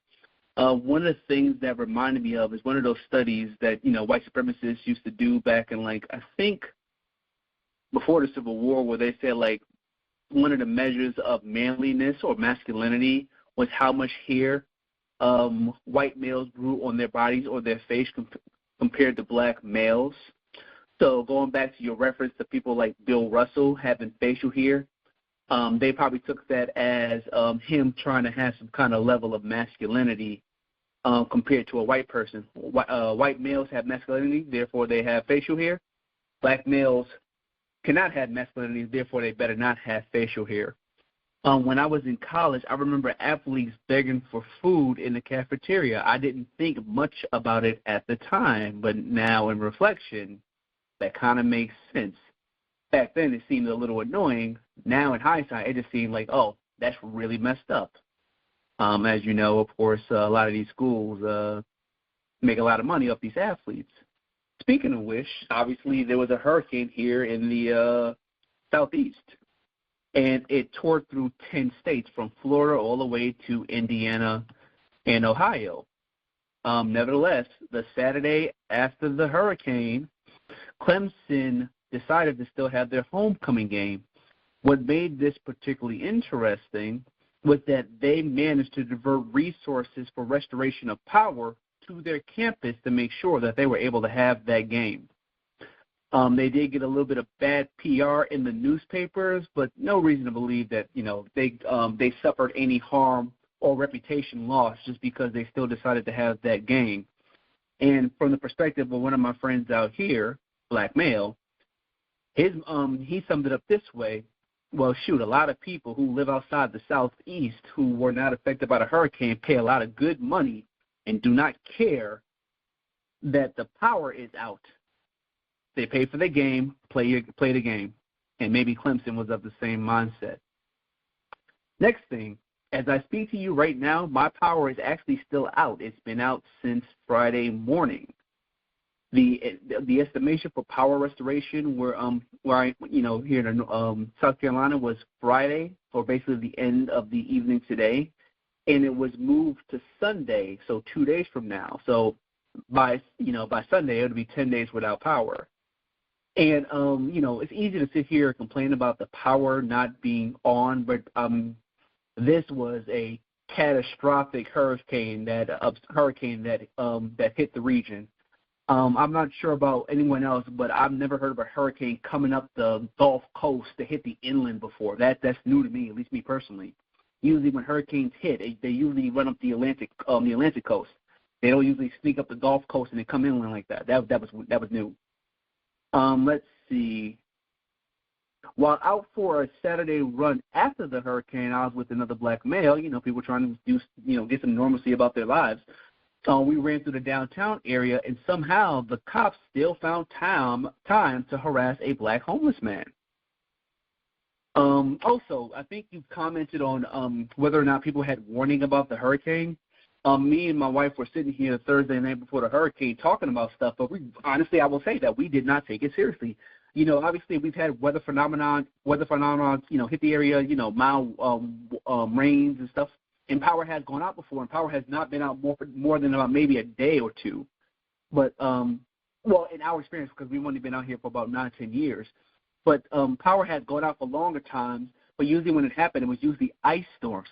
So this is my first time being in this situation where the power has been out for days and more than a week at a time. And, me and my wife were definitely not prepared, but nevertheless, we were not, excessively hit. We didn't, for example, we went for a walk in our neighborhood, and, of course, there are many downed trees. Some trees hit a couple of buildings, a handful, but more than you can imagine. Well, but some people more so than others. Sheds got crushed. People's cars or vehicles got crushed by fallen trees, utility poles out, power lines down, all the things you can imagine when this kind of thing happened. But if you talk to most people out here, they did not know, including ourselves, at least for us. We don't have television. Usually when we get our news is usually, for example, the radio. When I'm driving to work, I hear my news on the radio. So, for example, when COVID happened, when, before lockdowns and stuff started happening, my news came from the radio. So, a lot of people that I know, even when they had TV and internet, they were simply shocked by what happened out here. Maybe it's different for other people. Let's see. Work started back up for me on Tuesday. It started at 12 noon as opposed to the regular 8:30 starting hour. But because the vast majority of people still in the area don't have power, at least at the start of the work week, basically, depending on your job and your responsibilities, if you were essential, basically you had to report to work because you were dealing with the public. My position does not deal directly with the public, or at least not often until I have public meetings, so I was allowed to flex and work from home. So basically I've been working from home for the last couple of days since Tuesday, and, obviously for me to get work done, instead of me going to the office, which would have been an option, I didn't want to. So I've been lucky enough to have good friends here who do have power and Wi-Fi, so we basically go hang out for the day at their house while me and my wife get work done and allow me to avoid trips to the office unnecessarily. And then let's see, last thing, even though our power is still out over the last 3 days, including today, my wife and I have been teaching dance lessons. And, the sun is starting to go down sooner out here than, of course, in the summertime. One of my friends, he considers himself a prepper, and his family would tease him about it until just recently. He let me borrow one of his big backup batteries, which can power, which basically can power things like small appliances, like microwaves or toaster ovens, even refrigerators, depending on how big the battery is, etc. And basically, we've been able to plug in a lamp so we have light to at least teach out these lessons so they're not piling up on us as we await the power to come back on. So with that, I think, well, there's probably a couple of things I can't remember right now. I try to write down some things before say anything, but I probably missed a couple things, and that's okay. With that, I will mute my line.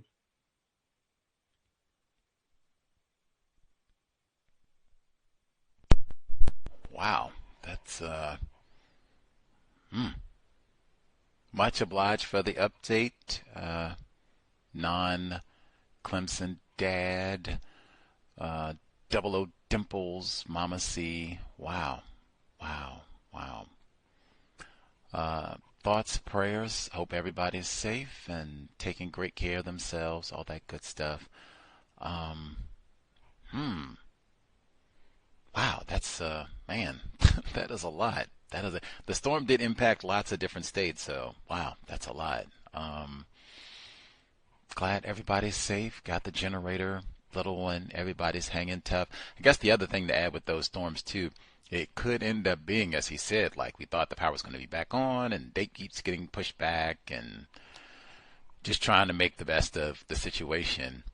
That's also something to consider if you have little children, or power stays out for more than 7 days. Are we in an area that's safe, secure enough for us to hang out till the power comes back? Another one to process, especially if you have very young children, for sure. Wow. He said he didn't, and I suspect that was a number of people, because I heard, people in Tennessee, Irwin perhaps, where they said, man, we don't really have storms of this magnitude. We might have thunderstorm here, there, whatever, but we just don't have hurricanes, not of this magnitude in the area. So it probably caught a lot of folks like, whoa, this was not, we weren't expecting it. Kind of caught us by surprise a little bit. Man, do not depend on the job to inform you for these sort of situations. Do not put your life in their hands. That way, if it does end up being more serious, man, we need to recalibrate. We'll have to think about this again. Wow.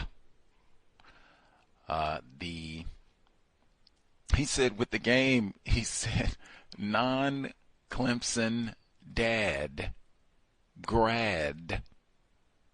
Man, lame Tigers. We don't even have power now. They can redirect resources and efforts so they can play lame, brain damage, tackle football game. Go Tigers. Now he said some folks said, hey man, I'm real sorry. You all attempted family, little Double O Dimples, I'm real sorry. You all don't have power and I hope it gets restored. But hey, I paid my money for these tickets. Get out there on that field. Let's get to it. Like, I was thinking, the television companies, ACC network, oh man, we have got billions of dollars in TV rights and commercials and all the rest of it. Get out there and play that game. Like, man, I think they even have a long record. The University of Miami, they're in the hurricane path too. They were supposed to have a football game against the University of Washington that they were supposed to play, and it got rescheduled because of the hurricane. And they in Florida, Washington, so 3,000 miles apart, lots of logistics for this, but they rescheduled. They ended up playing it, and something wacky happened, like it changed the whole course of the season, everything on this game that got rescheduled. But I mean, oh yeah, it's ticket holders, satellite dish owners, like lots of that. Las Vegas, lots of folks, Tostitos, lots of folks, like whatever, like non-Clemson dad then got on their nerves for a long time anyway. Like, let's get to the game, man. He didn't even go to Clemson. Why does he have to say so about that? Shut up, man. Shut up. We want the game. Let's go. Tigers. Let's see. The Oh, and he said the generator, we talked about that before, man. We were talking about some of this when white people, that's the first thing I thought of, like just being truthful. When I started seeing the reports, what happened in Hurricane Helene, because they were saying lots of places were without power, still without power, as we heard. The first thing I thought, especially because it was Carolina, white people in North Carolina and South Carolina deliberately attacking electric grids because it was about 2 years ago. Ongoing, but it was about 2 years ago. They were doing some of this on so-called Christmas Day, 2022. We talked about all that. And white supremacists deliberately doing this, and it was beyond just North Carolina, all across the country. That's what I thought of, like, oh yeah, Mother Nature took care of that for them. Gotta be prepared. Race soldiers, hurricane, you never know. Gotta be prepared. He said his prepper friends were snickering at him. See, told you.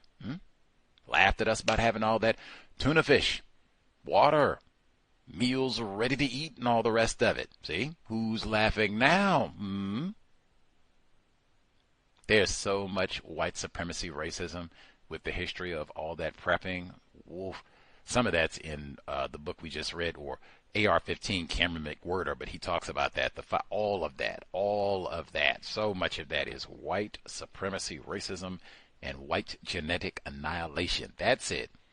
Great idea to have the backup generator. We've had some folks who talked about when some of these storms happened before in Houston and other areas, they had a generator, but it was toxic. And they didn't find this out till it was too late. That's one you do not want to find out when you have a 2-year-old and no electricity in the house, no idea when it's going to come back on, and then you find out, oh dang, our generator gives off noxious fumes.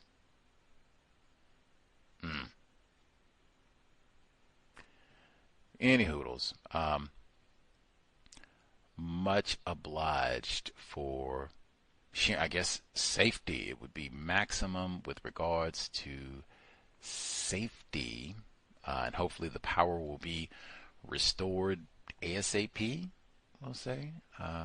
Man, that is rough. Glad I said he'd at least be able to get a few lessons in. I don't even know. I would not want to take lessons. Like, if it's large numbers of people, no power and all the rest, like, I do not want to be taking no samba lessons. Like, maybe let's save that when the power comes back on.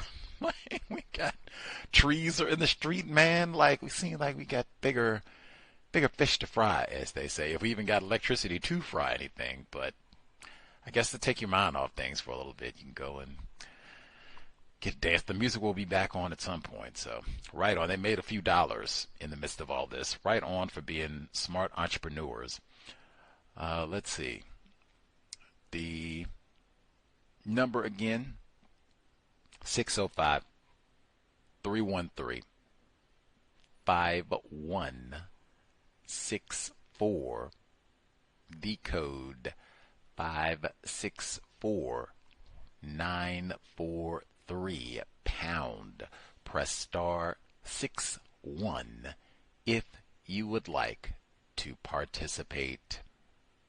Definitely let us know if you kinky hair, black male, got to shave, all the rest of it. He said he's got twists now, so hopefully it'll just be the same old boring nonsense. Nothing to report. Now that he has twists, same old nothing. That's what we'll hope for. But we'll see if there's any change. Being more masculine, perhaps? Having hair on your face? We shall see. We shall see. Let's see. Other folks who dialed in, if you have commentary to share. Bay Area Mommy should be with us as well. Can I be heard? Yes, ma'am. Greetings to you all. Thank you for taking my call. I've never had to cut my hair for work. I have a son, but the only thing I tell him is if you're working for different places, depending on where you work, especially the kind of stuff he wants to do, he may have to look according to whatever they're looking for. He may have to not have as much he doesn't like that third grade face, so he does like some kind of hair on his face, but he already knows that there are certain times, because he has that afro stuff, he wears the afro, and it's growing out because I make his hair oils and stuff, so it's very long. But if he would have to cut it, he probably would consider just weigh it all out and see if it was worth it, and then he could always grow it back. Just as a little male perspective. My workplace racism. Well, you said that somebody had cut their hair off. I didn't catch any of the clippings, but it depends on if you want the job or not, because we don't have our own stuff. So you get your own business, you make your own rules, you work with somebody else, you got to do what they, I don't know, you just do what they say do or go somewhere else. That's my answer. I'm sorry if it doesn't work. My workplace racism, so I had a full 5 days at the school with all the black kids. There's so much trauma there with the children. The little boy in the closet, his mother came to overlap ABA yesterday. So it was the mama and the auntie. And so the white man, he didn't know who none of the Negroes were because we all are just Negroes around. And he may have, the little boy, because there's a time when he comes that I'm not there because I have to be with another child for like maybe 30, 40 minutes, and then I come back until 2:30. So he ran off somewhere, and I go get him. I said, all right, come on, we're going to do this. We're going to do this. So I bring stuff. We feed the birds. I get, because he doesn't like poop on his shoes, pigeon poop or anybody's poop, so I have shoe protectors, and I buy them and order some more. So we cover our shoes first, and we go out in that large field of grass, and there's a park right next to it, and we go feed the geese and then whoever else out there. We look for the crows, hummingbirds, woodpeckers, whatever is available, and we do that for maybe 40 minutes. Then we come back in. He always wants to use my, I have a little educational game on my phone that he likes to play. So he always wants that, but it's just hard for him to get off. But I spend most of my mornings outside. It's been hot all week. They like to keep him, well, nobody else interacts with him like me. He has 2 other people that come in and ABA. Nobody takes him outside except for me. This was the first week he went outside, Gus. So the child locked up in the room in the office, this is his first time going outside 2 days ago. Because I bought I have a blower, like a weed blower, but it's a bubble machine. So I like bubbles, and I blow bubbles. So I brought my bubble machine to school. So then it's for him. I brought it for him. So if we go outside, let's go outside, let's go blow some bubbles, let's do it. So he was having a moment, and I was like, all right, let me go get my blower. So I went and got my blower, and I was like, want to do bubbles? Let's go. So he went outside, and he does not. He's very anti-social. Don't talk to me. But we went outside, and it was during recess, and man, he had that bubble blow up. He's just blowing bubbles. So now all the kids, they want to see what he's about. Who's the second grader? That's so-and-so? Hey, so-and-so. Hey, back it up. So he went up to the principal with that blower because the principal, maybe last year, maybe he had a bad experience with the principal, so he went up to the principal, whoa, who is that blower with the bubbles?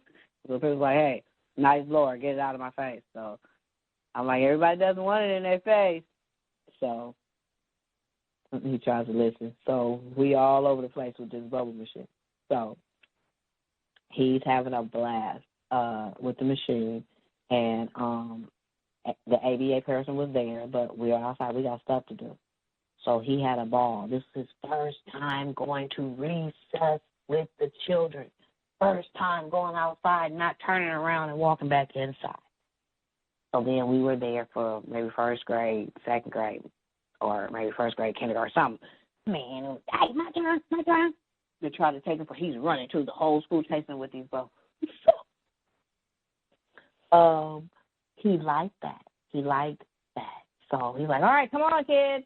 So they run in, and so we kind of got in trouble by the principal. We told them, hey, go over there with them, because we're trying to line up, because, you know, we're on our different beats. So we were a total distraction for the children. So we moved it on along to the play structure, but he enjoyed that moment. So he wanted to do it again yesterday.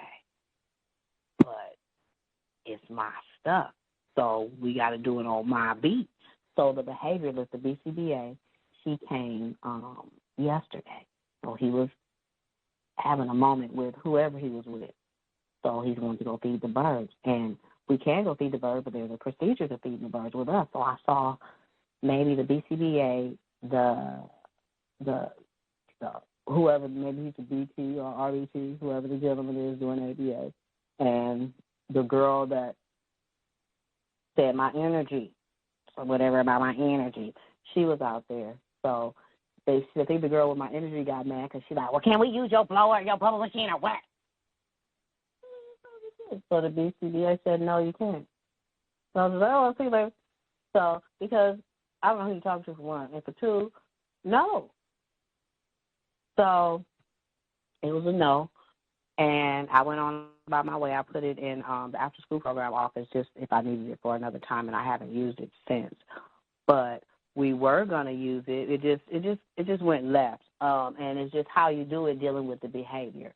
So we didn't get to go back outside, but he wanted to. So yesterday he really wanted to go outside with the kids, so we went outside, but there was no kids outside because the recess and lunch, you have to go when they're out there. So he was waiting patiently for them to finish eating their lunch, the kids, and then he couldn't blow it in the gym. He couldn't blow the bubble machine in the gym because you could slip. So we probably could have did it different, but it didn't happen like that, so it created a behavior, and he just went, So anyway, I have to go, though. I can't figure out for all these behaviors. I got to go, so we're going to switch. So I saw him out the window when I was with my the other child I went to go be with, do some science and just other kind of little work that I do with him. So he likes to look out the window, too. So I'm looking out the window, and I see the little boy, but he won't step on that grass.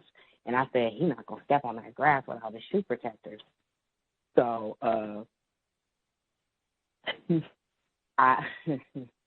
the lady, the girl came upstairs. Can he have his shoe protectors? Where are they at? I don't know where they at. So they're mine. This is my stuff. So you're not coming checking me over my stuff, girl. You get paid, too. If you think stuff works, you go buy your stuff. You got a child to go to this school. You should know a little more than what you know. So, no, you can't use nothing I bought or my bread, because I buy the bread, too. We go feed the birds. If you want to do something with them, you go buy your stuff. So, at the moment I couldn't think because it was so chaotic. I couldn't remember where I put the shoe protectors because we had went to feed the birds earlier that morning. I started his morning off outside. So, and then what you gonna feed the birds with? I have a whole monoscope. We bird watch. We have a whole thing. So what y'all finna do? So we haven't been back. We did go this morning to feed the birds, and then the gentleman, he came to do ABA saying, let's go feed the birds. Do you want to do the birds or sand? He doesn't want to do sand with you because it's his sand. And what are you going to do with the birds without me? Because we feed the birds. So he didn't want to do anything with it because he's running from them. But the mom came yesterday. So the mom texted and said, where y'all at? And I said, we in the after-school program office because that's where the little boy escaped to because he feels safe there. So the mom came in there, sat down. The white man didn't know who all us Negroes was. So maybe about 10 minutes into the mom being there, the little boy looked, crushed his eyes up, said, and he looked his eyes down. He's like, Mom, is that you? And so now the white man, He's in there, and mind you, he's not doing anything. What letter starts with A? What starts with the letter A? Okay, good job. What starts with the letter B? What starts with the letter M? He said, motherfucker. So I was like, oh my goodness. So it went like that. So his mother at some point started grilling she took me outside and was asking me questions. Said, I don't like him. He can't work with my son. I said, okay.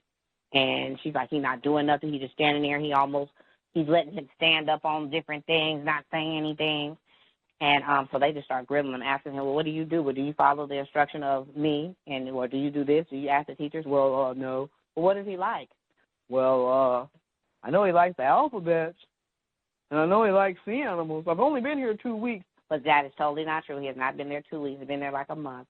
So he came today, and it was very hectic, even though she's going to have to cancel this man. So she has to be the one to do it, the mother. So she told me that's what she was going to do. She doesn't want him around her child. And it was hectic today. We didn't go outside. We didn't do anything extra except for this morning. And I just had to try to keep him from biting people and fit to all his behaviors that were not there in the beginning of the school year have come now. Even pulling his pants down. He pulled his pants out, but I had to throw, and the man ain't saying nothing. I had to tell him, pull your pants up. I had to get in the trampoline to tell him, come on, pull your pants up, safe hands, safe feet. So upstairs in the room, he went to OT while the behavior guy was there, and which was good for him because he got a little break, even though they said he kept going in and out of there. But the girl came up, the girl that said my energy was bad. So she came up and said, are you using his face? I said, girl, do what you want to do. I'm not tripping off of you. If you want to be in here, be in here. I'm not tripping. Okay. Did such and such tell you that I like such and such? What? Now, the guy, he did mention something, but I'm not telling her that. I was like, no. And it's a young man, 22-year-old, wonderful little young man that works there as an actual employee, not through an agency. So she done already told this man he needs to quit where, being an employee there and work through the agency like us because she makes this amount of money. They don't know what I make, but it's more than her amount of money. And not to be there, go through the agency to make more money. I said, that doesn't make any sense. Don't do that. Stay where you are. And if you get another job, maybe you want to go through an agency, you do that. But that doesn't make sense. Don't do that. Don't listen to her. I said, because when we're not working, we don't get paid. That's for any day, any holiday, versus you get paid. And my company's not paying for my medical. I have to pay for it. Your company is paying for all your medical. Nothing comes out of your check unless you have a dependent. So don't let her fool you. The next day, I get from one of the lady that interviewed me, saying that she wanted me to come on with the company, and she was going to ask the other girl too, and for me to think about it. And so she must have, I didn't tell anybody that, but today she must have asked the other girl, the one that said my energy was not the best. And they said that as soon as they pulled her in the office, I'll do better. I can do better. I know I can do, I'll do better. And the lady said, well, how can you do better? Why don't you talk to me? Well, if you think you should do better, why don't you talk to Miss Me? So, because watch her. Why don't you watch what she does? If you want to do better, watch how she works, because I am the stuff.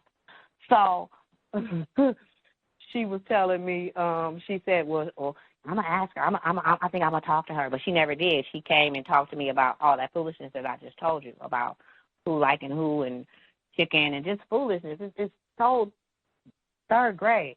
So the lady was telling me that they want me because they've never seen anybody work the way I work, and because I came in there on an assignment, and of course not.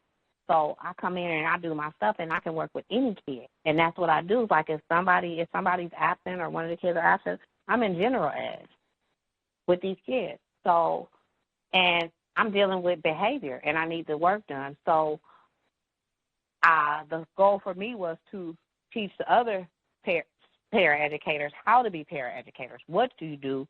Lead some of the little things and train them on what to do. So that would be my position, if I take the position, we would just have to negotiate the pay. So I'm going to contemplate it and see. It is a better deal to me, even though I'm sure I'm going to take a pay cut, but I'm not going to take a major pay cut because I don't have to accept the offer. And you're still going to want me to be there because of the work that I do.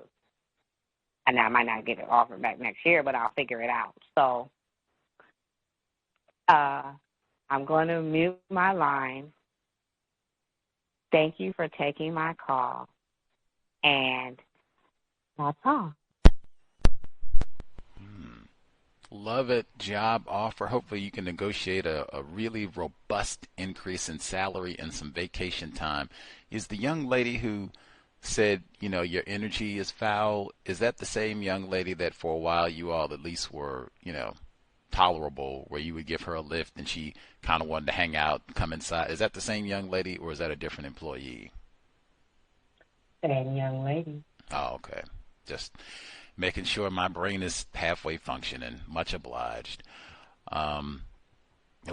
Man, boys and girls, that is us. Unfortunately, that is another reason why we are worthy of great pity. Boys and girls, we are not men and women, not even close, regardless of age. Like 8 to 80, they say 8 to 80, blind, crippled, or crazy. If you are non-white, victim of white supremacy, you do not qualify for men and women. Silliness, even in the workplace. Silliness. Even when she said, "Do you know if he likes me?" I was thinking, what is she? What? I mean, oh, she means like a boyfriend type thing. Do you like me? Do you like me? Yes. No.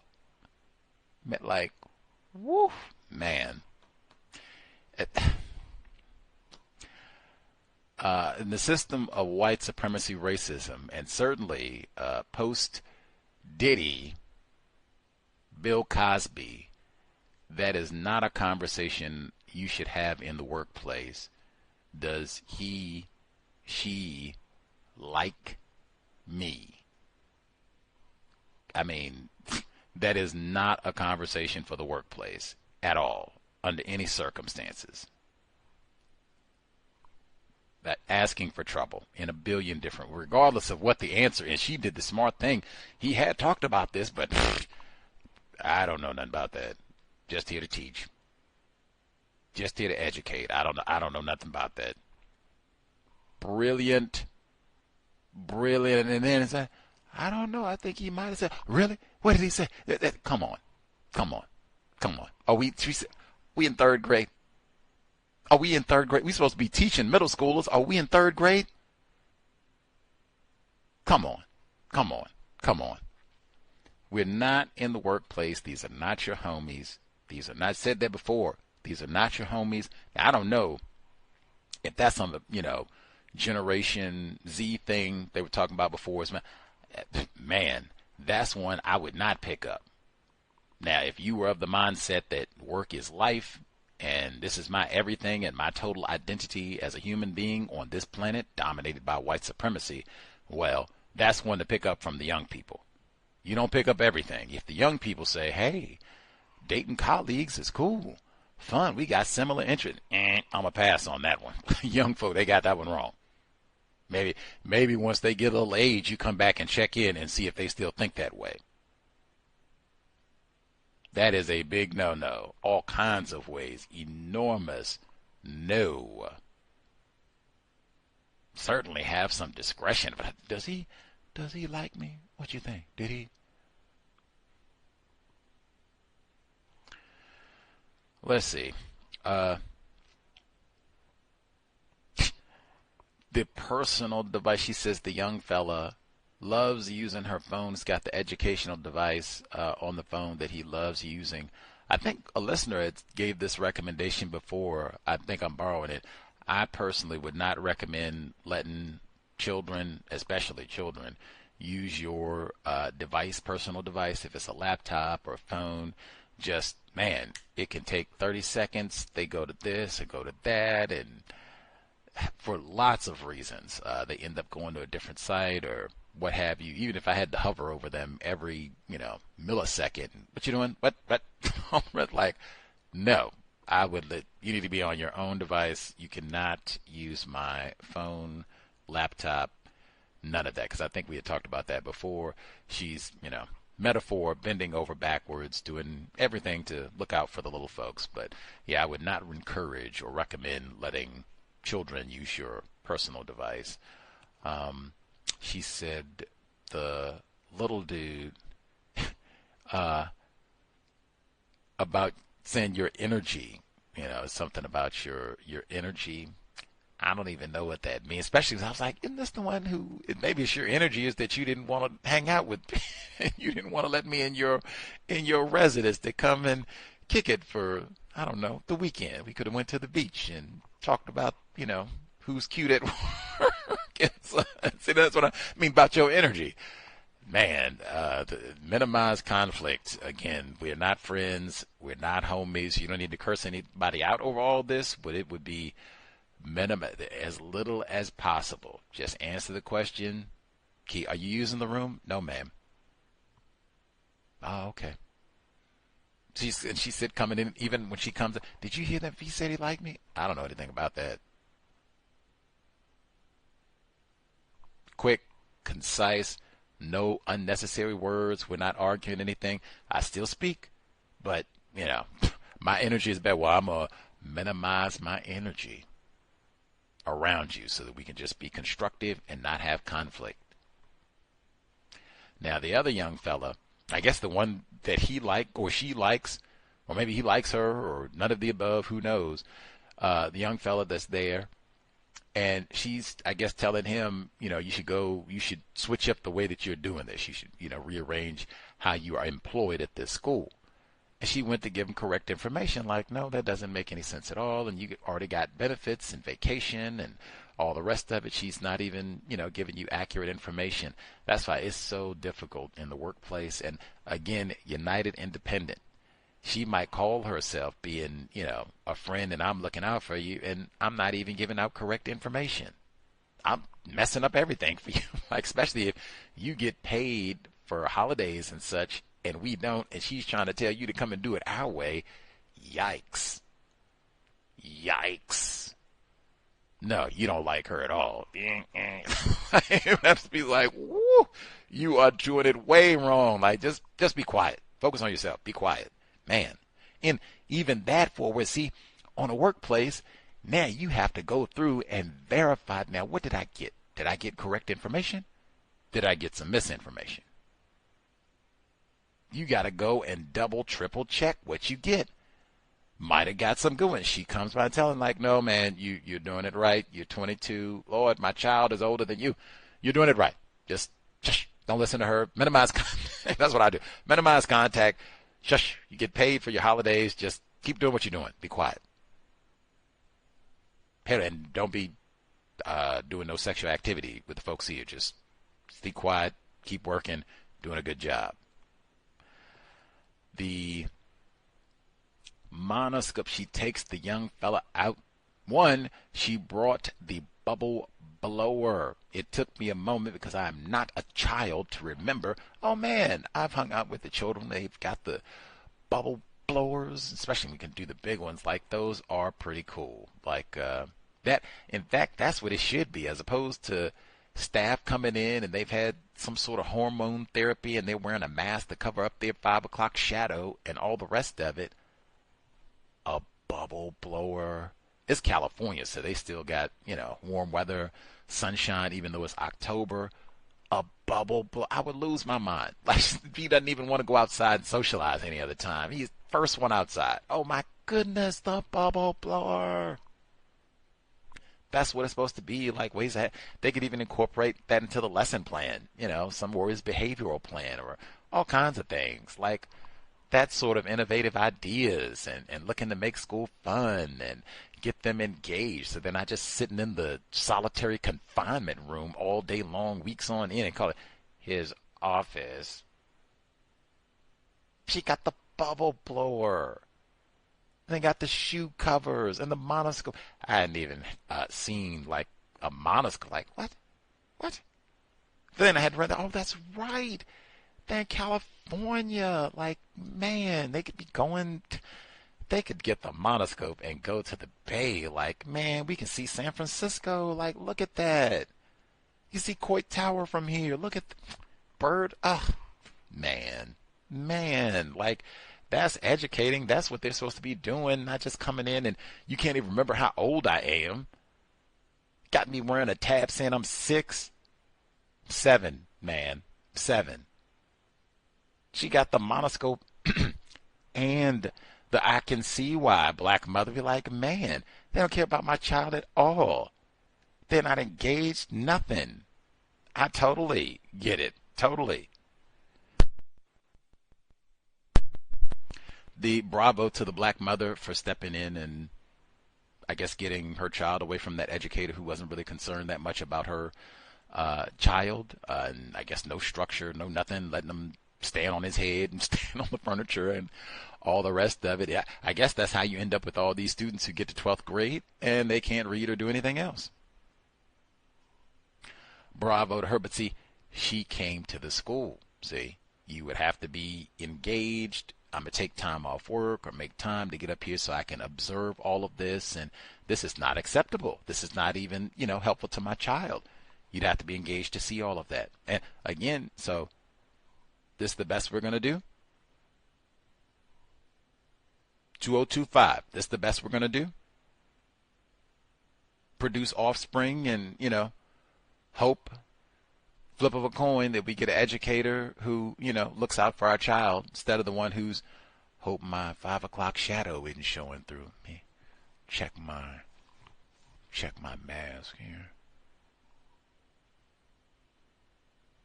Play around with sex, let's see. She said they came to take her bubble blower. I thought my energy was been. I would have had to probably check myself on that one to, watch your attitude, Gus. Take a breath. Watch your attitude. Like, who do you think you are asking for my bubble blower? No, ma'am, you can't use my personal property. Thank you. Brilliant. Now your energy is going to be extra fast. Do you know this heifer said I couldn't use the bubble blower? Who does she think? Man, woo. Deep breath. Deep breath. Deep breath. The shoe protector. When she first said that, I thought he had these, like this. These were his personal protectors. Maybe I wasn't listening correctly. It took like, whoa, she got shoe protectors for the. Come on. Come on. Bending over backwards for the little people. Man, jeez. I didn't even know, like, shoe protectors. Where did you get shoe protectors from? Like, what? Wait a minute. What is the shoe protector? And it should be, girl, you think I can use them shoe protector? No. Use your brain computer and come up with some innovative ways to engage these children, non-white, many of them.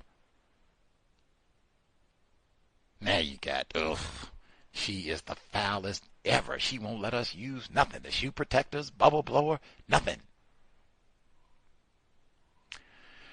Anyway, let's see. I can't negotiate a tremendous salary. All kinds of coins. But she bringing in the bubble blower, man. The monoscope, man. And vacation days. Maybe you can get some paid time off. That'd be paid time off. You can go to the beach by yourself. Paid time off. Paid time. Or somebody handsome and constructive. Just, whatever. But yes, paid time off. Paid time off. Paid time off. Bravo. That is so tacky too, man. Like, man. To have to get the supervisor to go you should go talk to her. Man. As opposed to accusing me of having foul energy, it could have just been chat like, wow, is that your?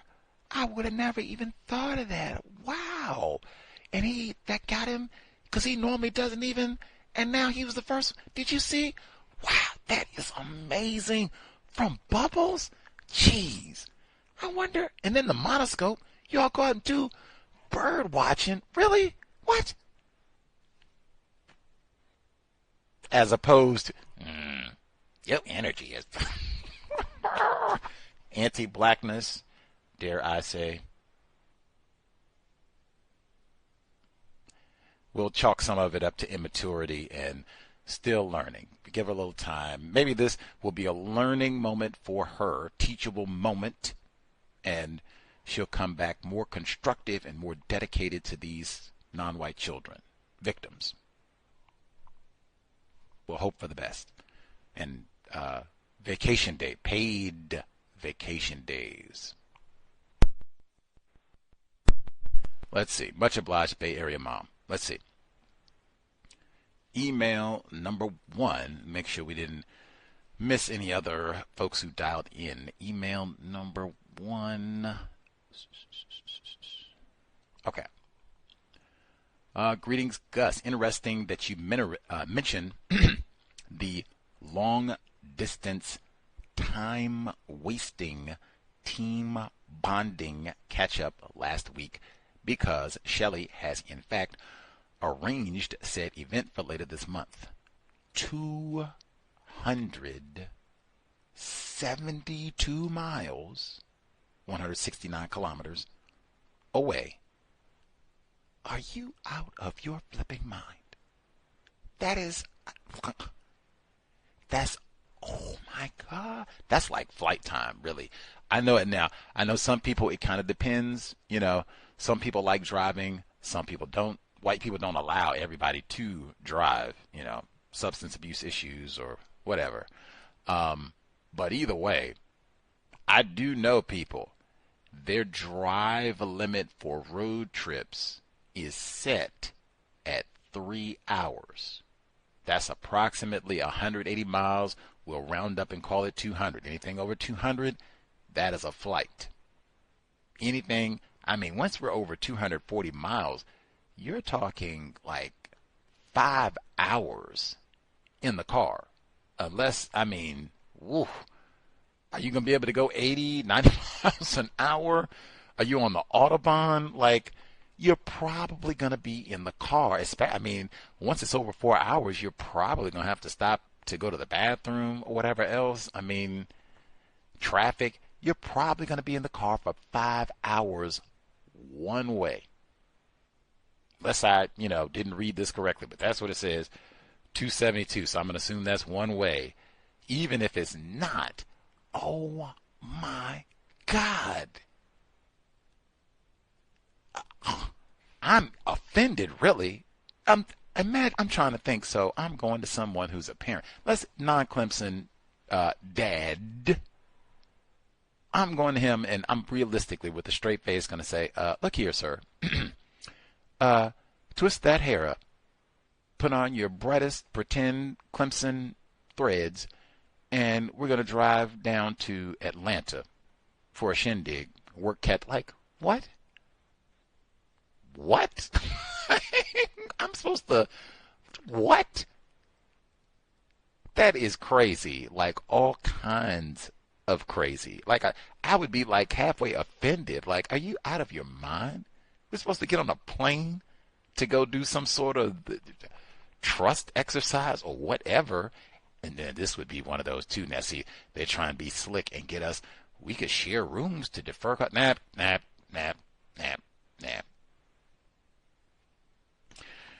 No. Not going to happen. Now, she continues.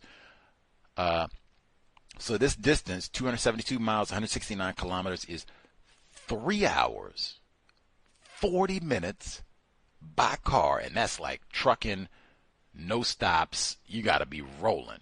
Or 2 hours, 11 minutes by train. That's not acceptable either. That is not acceptable. I'm not sitting on the train for 2 hours, 30 minutes if we get stuck in traffic or any other. No, that's not acceptable. Conveniently, in the city where Shelley lives, so everyone else must travel hundreds of miles. I've not said whether I'm going, but I don't think they're expecting it. They are brilliant and geniuses. Come on, man. I can hang out on Zoom for 30 minutes. Sober, too. I'll put my footies on. I'll be pleasant and cheerful, and I can hang out on Zoom for 30 minutes. I thought we were supposed to be green. Facts. Why are we doing all this unnecessary travel, man? She continues, oh God, the Christmas, it is October, and they skipped right through Halloween. They normally at least put the candy dish out for Halloween. They skipped all that. Thanksgiving, Christmas. The Christmas get-together is also being organized. I'm not doing that either. Hopefully I will be in a new and healthy team environment by then. Either way, I'm not doing both events. Brilliant. Now, if you know you're in a work environment where that could be costly, taking that position, you do one, not both.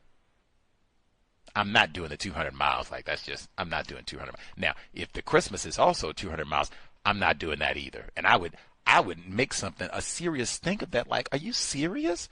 Why are we being required to waste all this time and energy? Why can't we hang out someplace closer?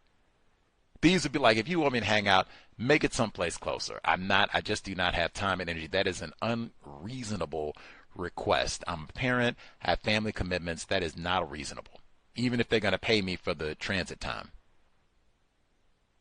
I would do one, not both. We can do the Christmas party, and they just make sure they make it local. Let's see, not at a bar, maybe. Shelley, who joined the team at the beginning of March, has let me know how much she thinks I'm part of the team for the past week. We recently did some brainstorming on a team project, and Shelley put herself forward for a piece of work that I had suggested. I said that I would also work on it with her, and it's usual that more than one person would be involved in similar tasks. In fact, Shelley and Zoe had produced something similar a few weeks ago. But Shelley, the collaborator that she is, doesn't want to work with me because she knows that I'm not going to allow her to position herself as my boss. Many white people love this. Like, you could have been working there for 20 years and they just got there this morning. I'm this nigga's boss. You could be like 60, you got a PhD in this field. They're an intern in undergrad. I'm this nigga's boss.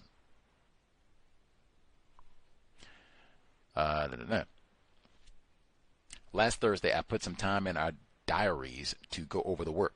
We had an earlier meeting with Shelley, Zoe, and a few others beforehand. Me, Shelley, and Zoe were the first to join the Zoom call. Shelley suddenly announced, before the other team joined, I've spoken with Shauna and agreed with her that only one of us needs to work on the project. So, we can meet up later to thrash out what needs to be done. Then one of us can step back. She meant that I should step back from the project. I was stunned into silence. Plus, Zoe was on the call, and we were expecting others to join. I had to keep my composure. We talk about that all the time. They love that to kind of spring things on, especially something that's really tacky, like, see if I can undermine this nigger's presence involvement in this project here. Couldn't tell me all this beforehand? No, I like to catch you. You don't know what's coming. Keep chaos. They said that about the financial forms. Confusion. She kept her composure. The other people didn't turn up, so we decided to stay on the call and discuss the project. Zoe asked if she could listen in even though she's not involved in the work, claiming she was interested in hearing about it. We were not discussing anything out of the ordinary that Zoe isn't already aware of. I believe that they had a pre-arranged agreement for Zoe to sit in on the meeting I had arranged. Shelley proceeded to tell me that there's not enough work for the two of us.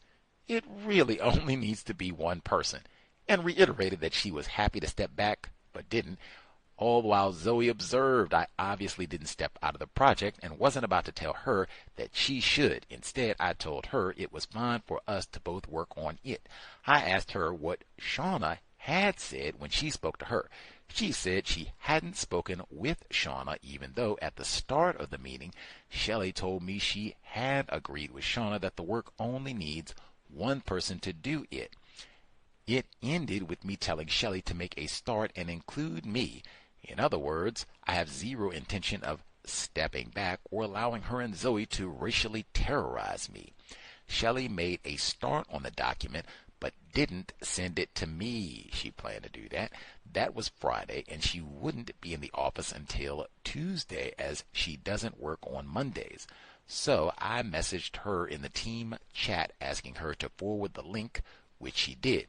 On Tuesday, when she returned to the office, I sent her a message in the team chat as I produced a second document, which I prepared as background information, and told her I'd put time in our diaries to discuss later that day. She was angry, irrationally, and pretended she was confused, even though I explained why. There were further messages. Shauna got involved, but I don't think she understood the situation. Shelley could barely contain her anger when we met and suggested that one of us step back. I kept reiterating that we should both work on it. I had zero intention of saying anything that could in any way be twisted to say that I told her she couldn't work on the project with me. And of course, she didn't step back. Neither did I. This woman has just come to the end of her probationary period, but has been behaving like a white supremacist throughout. She might not even be qualified. Like, for real, who knows? She could have lied about her credentials. She could be homies with someone who works in HR, all of the above. All of the above, you know? Who is to say?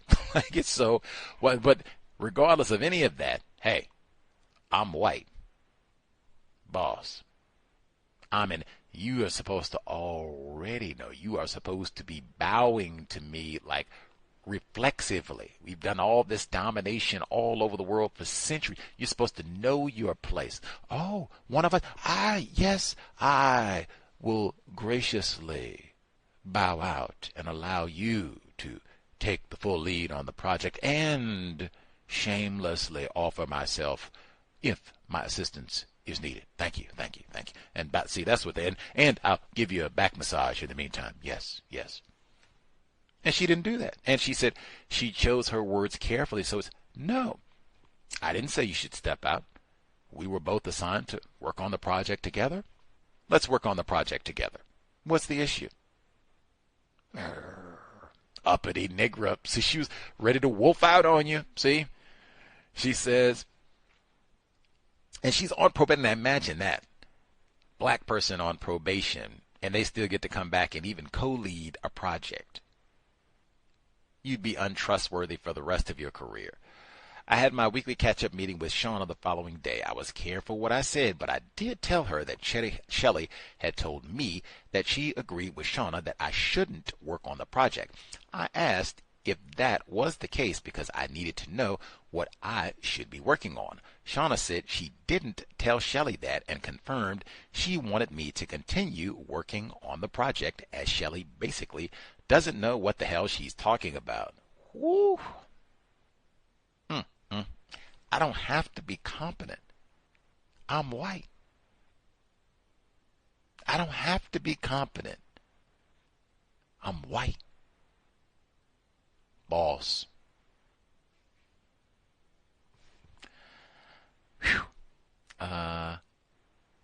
She also said she would speak to Shelley to clarify. I believe Sean understands that Shelley is racist and self-serving. The following day, Shelley's tone was as nice can be, and no more suggestions that one of us should step back from the project. That is so tacky. That is so tacky. And you see, she probably did it that way too, so that she could do the same thing. Oh, I didn't tell this old nigger woman to step down. She was just lazy and shifting. I think she didn't want to do it. You know, they don't like to work hard anyway. So, yeah, she was saying she didn't really want to do it anyway, and I'm certainly competent. I'm more than capable. And, yeah, she just dropped out and kind of left us dry. She didn't even give us that type of thing, right? So it wouldn't be, no, I didn't tell her to leave. No way. But I want to get this nigger woman. She was thinking, I just got my, the way we've trained our niggers to be, that she'll know what she's supposed to do, get on out of here, and then we can move forward. I can be boss white person, get back in being on the team as opposed to being probationary white woman. Pitiful, man. Pitiful. She was black. She might have been fired. And even look at that. Who even knows what she was on probation for? Then you got the chick who was drunk, stealing company funds. Like, man, come on. Come on. Let you end up, talking about the young lady who wrote us, let you end up being on probation and see how many projects they put you in charge of. And then, what was she on probation on? Probation for, I wonder. Like, was she stealing money and going to the strip club too? What does it mean to be white? Much obliged. Email untiljustice@gmail.com. Let's see. Other folks who dialed in, if you have commentary to share. Let's see. Our caller in Florida, I don't know if he's in the hurricane sector, but that does seem kind of close. Did Hurricane Helene, did that have any sort of impact in your North Florida region, sir? Yes, sir. May I be heard? Yes, sir. Yes, sir. Thank you very much, sir. Greetings to Gus, the host, the listeners, and callers. Gus, the courthouse did close last Thursday and Friday, but it didn't appear to be as much damage in the area that I reside in. It seems like a lot of it was along the coast where they are doing a lot of things for donations, and it looks like a lot of deaths happened too, unfortunately, in the Cedar Key area and a couple of places like that. But it does seem like there's been, well, this time it looks like they did a lot better of a job with reaching out to people in a timely fashion with whether or not people should come on in to work. But I think the white person, the top white person, came in to do weddings on last Friday, but everyone else, I guess, was told not to come on in.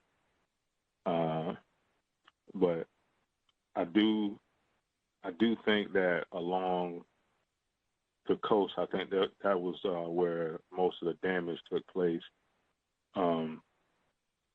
But in regards to the workplace or the hair, I haven't really seen too much be mentioned about hair.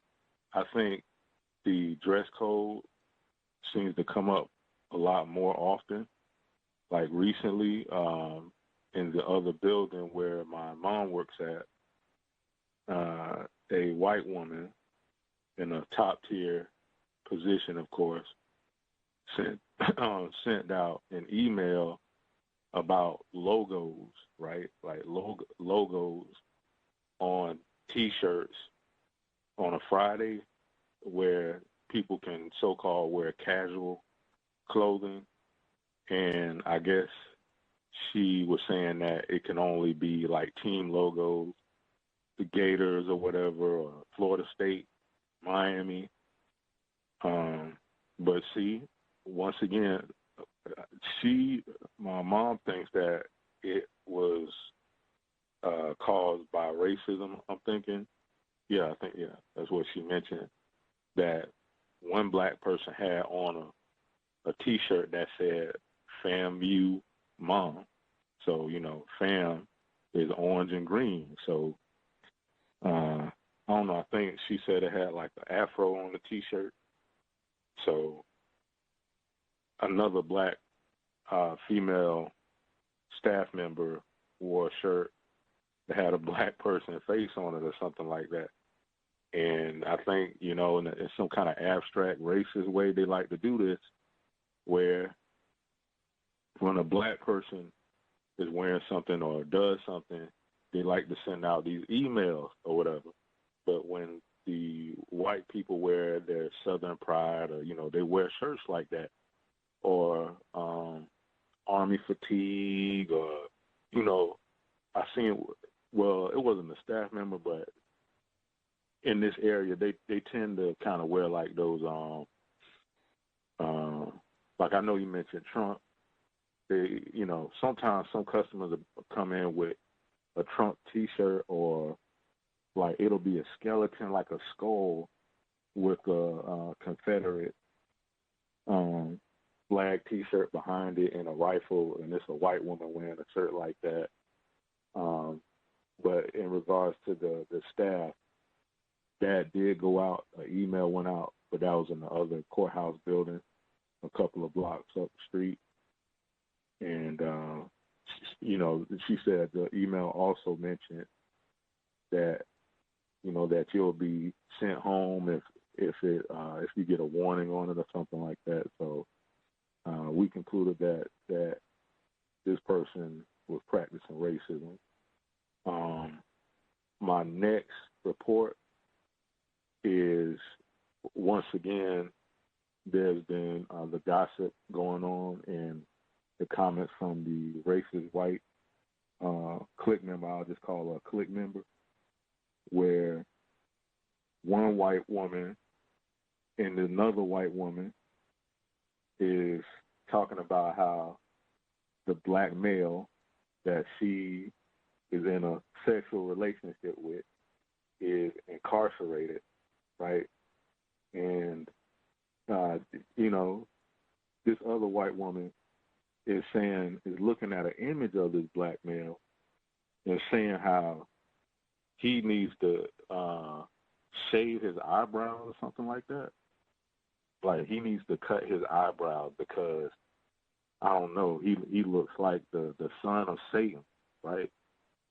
And, they both laughing at this and everything. So, I wrote that one down. And then a Chinese couple, right, came in, and the victim is saying how this person runs a nail shop. And the white woman is saying, oh, yeah, they look like they run a nail salon. Like, how do you look like you run a nail salon? So, they're about to do a marriage ceremony, and then after they get done with the ceremony, they're talking about how they can speak good English, quote unquote, like whatever that means, and talking about the Chinese wife and how the Chinese guy, the Asian guy, can be flirtatious with her and everything. It is very inappropriate. And this white woman starts to make this mimic of, I guess, like the language that the Asian people speak, and it's making these sounds. And I think it was a real comfortable act. I think she's comfortable practicing the racism, and just trying to make it look like the wife is angry with the husband because the husband is flirtatious with a black female that is the coworker that I work with. So that was another thing that was inappropriate. And I have one more.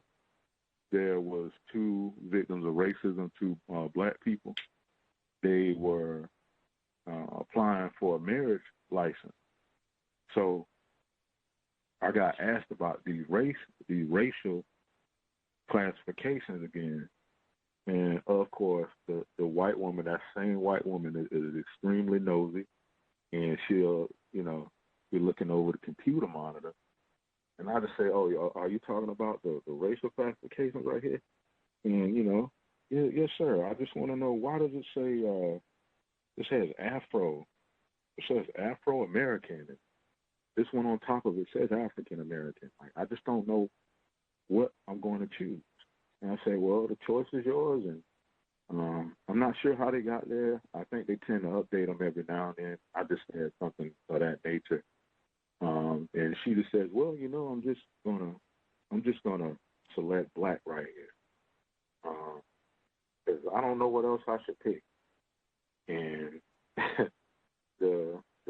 black male is saying, hey, I just don't know why is this on here, you know. How can you be African if you're born in America? And I just say I'm still learning. I said I'm still learning. Those were the literal words I gave him. And, you know, that was a constructive interaction. It didn't really cause much of a commotion or anything. But that white woman was definitely paying attention to my engagement with these other black people. And I try to make sure that especially treating other black people with courtesy, given that I do customer service. And I think to some degree it influences the other coworkers, at least I would say the other victims. And other than that, that's all I have to share. Thanks for allowing me to speak. Bravo for black self-respect. I love that. Help out the black patrons. At least they don't get the panic button pressed, maybe. Do you remember, my memory might be bad. You can let me know that too. Do you remember with the hair situation, just when you were at, I believe, maybe the courthouse or in your duties there, some white fella saw you and you might have had a little bit of facial hair, and he's, oh my goodness, my black brother, and you don't even know grays. Just wow, full all that melanated kink there. Wow. But do you recall an incident like that happened in the workplace? That does sound a little bit familiar. I have to give it some thought. Okay.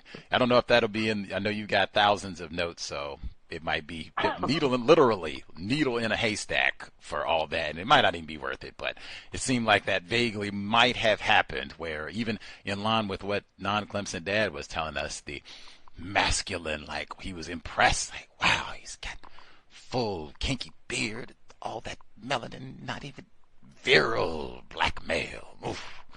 That type of sounded similar. Anyway, I might be making this up, though. He did say it sounded somewhat familiar, so maybe not. Maybe it's in the archives. We'll have to see. Anyway, more important matters. Glad he's safe from the storm.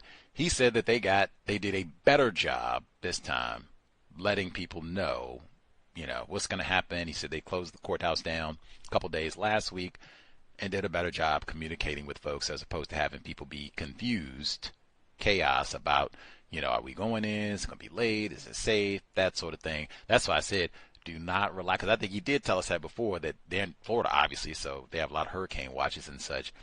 People were not well informed, or at least they didn't tell everybody in an efficient manner so that they can make correct life-saving decisions. That's why I say, again, you cannot depend on your employer. Check the local news. If it's, radio, maybe you can even subscribe, since everybody is, all online and everything else. Hey, most of the local news outlets, they do have social media. Most of them, they have a Twitter page or something where you can go, or at least a YouTube. You can go and subscribe to the YouTube page at least. That way when storm time comes, bam, I may at least be on their local YouTube channel. And where's the weather? Okay, let's see.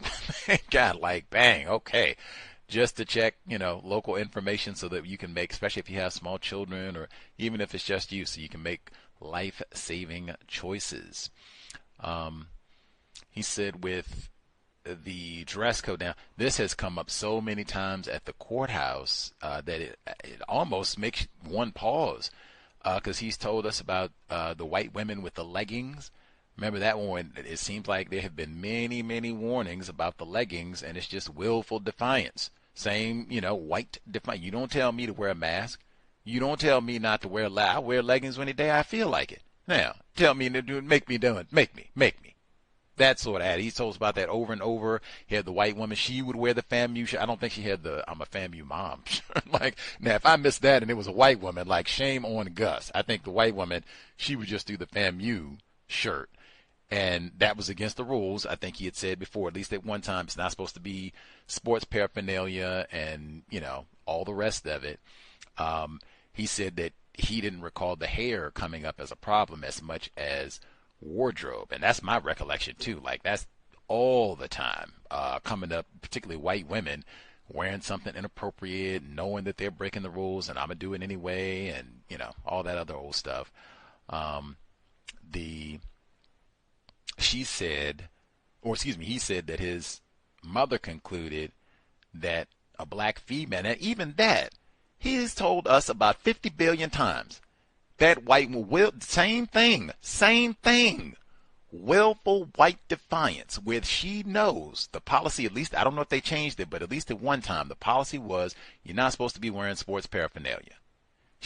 I got to wear my FAMU shirt. And then she would go around exclusively to the black people, because I guess somebody would say something like, hey, you know, Pam, you're not supposed to be, I shouldn't say Pam. We got one Pam. Hey, Tina, you're not supposed to be wearing sports paraphernalia, you know, come on, let's get with the program. What? You don't tell me about my and then she would just go around to all the black. What's wrong with my FAMU shirt? You don't see Leroy. What's the problem? What's wrong? She'd do all that tacky. She didn't go to none of the white people to ask them, but she just went to all her black brothers and sisters, all that sort of tackiness. Now he said for the black female, she comes in and she has on specifically, I'm a FAMU mom. Whoa. And he said it had the picture of a black person with an afro. Whoa. We got policies now. We done told y'all about the FAMU shirt. That white woman done had hers on like 50 times, man. What is all that? Really, that might even be like, what? You done raised a child that's in school? What? You supposed to have an illiterate child that's in jail listening to Uncle Luke or whatever. What do you mean you got child in school? Like, make me feel ill. Got to vomit. Take that off right now. Don't ever wear that here again. She should be like the wife. See if she can do the same thing. The white woman, she came and wore her shirt another 5 or 10 times. Seems like she got about. I'm not making this up. That white woman, didn't she wear the FAMU shirt? She wore it about 5 or 6 times, right? Yeah, yes, sir. And then she also tried to say, what if it was I think Tebow and Anthony Richardson had the same number 15 jersey. I could be wrong, but she tried to say Tim Tebow's name, and then tried to say the black dude, black quarterback Anthony Richardson. Tried to mention wearing an orange and blue shirt, but she didn't want to keep it on the white person. But even she's white and wearing a orange FAMU shirt. So that was interesting too, because she did wear that shirt as well, like a couple of times. Yes, sir. Tim Tebow, come on.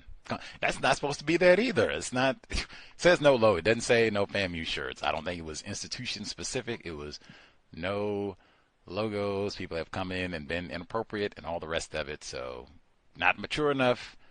Keep it. Now again, that's why I say now if his mom concluded, I think this is racist. They went after that black female just to be racist with her, FAMU shirt, mom shirt. That's why I say you don't ever want to wear things that attract attention to you in the workplace. You almost want to make it seem you just wear the same thing every day. It's really boring, nothing eye-catching. You're not going to see me with have my burnt crimson orange cashmere sweater on. That nope. I'm not doing ugly sweater. They had that competition at the court. I'm not doing the ugly sweater none of that. I'm regular old boring beige, drab brown every day. Every day. Females, not wacky hair and jewelry. None of that. That's why. She said deliberate. Those white chicks coming in with the stockings on, leggings on, all the time. I dare you. I triple dare you to say something. She just got her FAMU mom shirt on. I'm just happy my child didn't get shot and killed doing something constructive. That. Take that off right now. And it seemed like his mom, we're pretty close. If you didn't listen to the cows, we had similar opinion on this one. Makes sense to me. Let's see. He said the so-called Asian couple, male and female, they came in, do whatever. She said the black female said, oh, okay, wow, they got the nail salon business and all that. And the white woman came and said, oh, yeah, they look like they got a nail salon. But now, if I was feeling frisky, how do you look like you own a nail salon? Or what does a nail salon owner look like? And just have them fill in the blanks, because, I mean, I know there are white people that own a nail salon, so you'd have to tell me something. Like, yeah, break it down for me. That what's the code that you use to say, oh, yeah, they got that nail salon look about them? What's that? Just like when you had the white person before, you ought to be grounded around here. You're not supposed to be listening to that type of music. That's white people music. What? What is that? What's white people music? What's my type of music, too? And these would be the same folks. I don't know nothing about no racism. No, I don't. Yeah. And then said they got around on the computer to look at the privileged black fella who is in greater confinement. Oh, I'm wounded. I'm wounded. Black male privilege. Do not discuss your personal business in the workplace is all I can say. White people are going to be racist, so this will be giggles. They'll probably make screenshots and everything. Just put his picture up, on the water cooler and all the rest of it. Make T-shirts out of it for the company softball game. But wow, wow. I don't even know what to say. Just wow. Black male privilege. Whew, man. I'm wounded. Gotta take stress to get that out a little bit. They had I love it. They has anybody that has a job where racial classifications come up. Oh, what a jewel, man. Like, you should just pay attention. Like, if it's patrons, if it's other colleagues, like, oh my God, what a treasure trove, man. And even, like he said, the nosy white chick, it pops up and she came, all of a sudden she scurried over like real attention. What's going on here? Oh, I didn't know. It just concerned me. Yes, they trying to, the Afro, Now again, I thought white people are ignorant. What's all that? You nosy all the time, but I mean, why is this so important to you? Those racial classifications are very important to racists. That's why we got them to begin with. Now, he said the black people, they came up totally other perspective. I don't know if they were as interested in all of this as the white woman, but the black people, they came up sounding like Fuller, too. Fuller said, we come up together. I'm like, what does it say now? Black, Afro, do what? Do I? That's Fuller. He said the white woman, form filter, I'm paying attention to you all. I don't need no time. I don't got to think about nothing. And I'm just waiting. And he said the black people finally got around to Afro. How are you born in Africa? It's one race. I even was thinking that. Like, do they have like the other box on there? If you just look at all that and say, I can't get at that, I'm gonna check other. Or can you even say, I don't want to check it at all? Is that an option, or do you get in trouble if you try and pull one of those? I think they do have a option where they don't have to check off a race, or of course they have options like other. In Gus, I think they've added even more classifications. I'll have to examine it, like from at least the last 3 or 4 years, because I know, like, I believe before it was black, white, and /white/black. Like, they have all kind of selections, but there is an option where you don't have to click a race. Now, Hey, I always encourage we could experiment, maybe should experiment.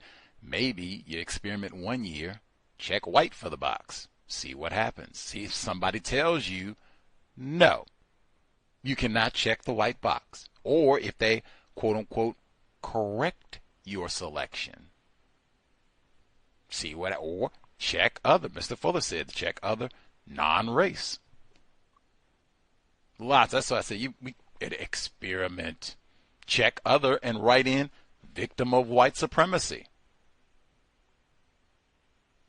That would be kind of clowning to have that if it's on official government documentation that your racial classification, victim of white supremacy. Wow.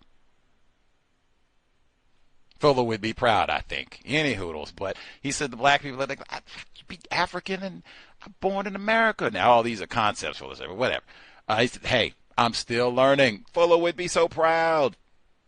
And no conflict. This didn't devolve into, that's what I say about these pretend black people. And we got to be something. I'm still learning. And the white woman is looking at all of this, taking notes. Can't live. I can't live. She did not take her eyes off of me. Come on. Like the warden. That's the new warden. She what's going on? What's going on? Got to take notes. She got the whole clique. Emergency meeting. They're talking about the African American. Emergency meeting. I can't live. Woo! I'm supposed to be ignorant. Even what he said and just trying to be courteous. No, we're not going to have conflict, help them out best I can and filling out the form, getting whatever paperwork they need so they can be on their way. They like to be rude. They like to be rude with the black people that work there, so much less the black people that come in for, press the panic button and all that. You're going to be courteous and help the, about to throw up. That's the same thing they said when they saw the black mom come in with the FAMU mom. She's like, oh, God, about to throw up. Trying to be courteous, and you're supposed to be calling them names and throwing them out of here and get the bailiff to come and crack her upside the head and drag him out of here and shoot him and all that. You're going to hate it. I hate it. See? And even when he said that so-called Asian couple, he said the Asian male, I guess, was flirting, so-called, with the black employee. He might have just, I'm just a friendly old dude. I mean, his wife is right there. Jesus Christ. I'm just a friendly old dude. This pretty little, black female here. She's helpful at the courthouse. Better than she didn't press the panic button on us, for God's sake. So, hey, whoopee, helping us get our documentation so we can go. He said the white woman's upset. What are you doing? Trying to be friendly and flirting with it. Y'all supposed to be mad. See, he says he tried to see if I can get him in trouble. See, you up there flirting, see? Ain't he being rude? Wife, you should be getting on him. He up here trying to flirt with it. Can't just be being helpful. Getting a non-white people. Not being in conflict like Dr. Welsing said. I could throw up.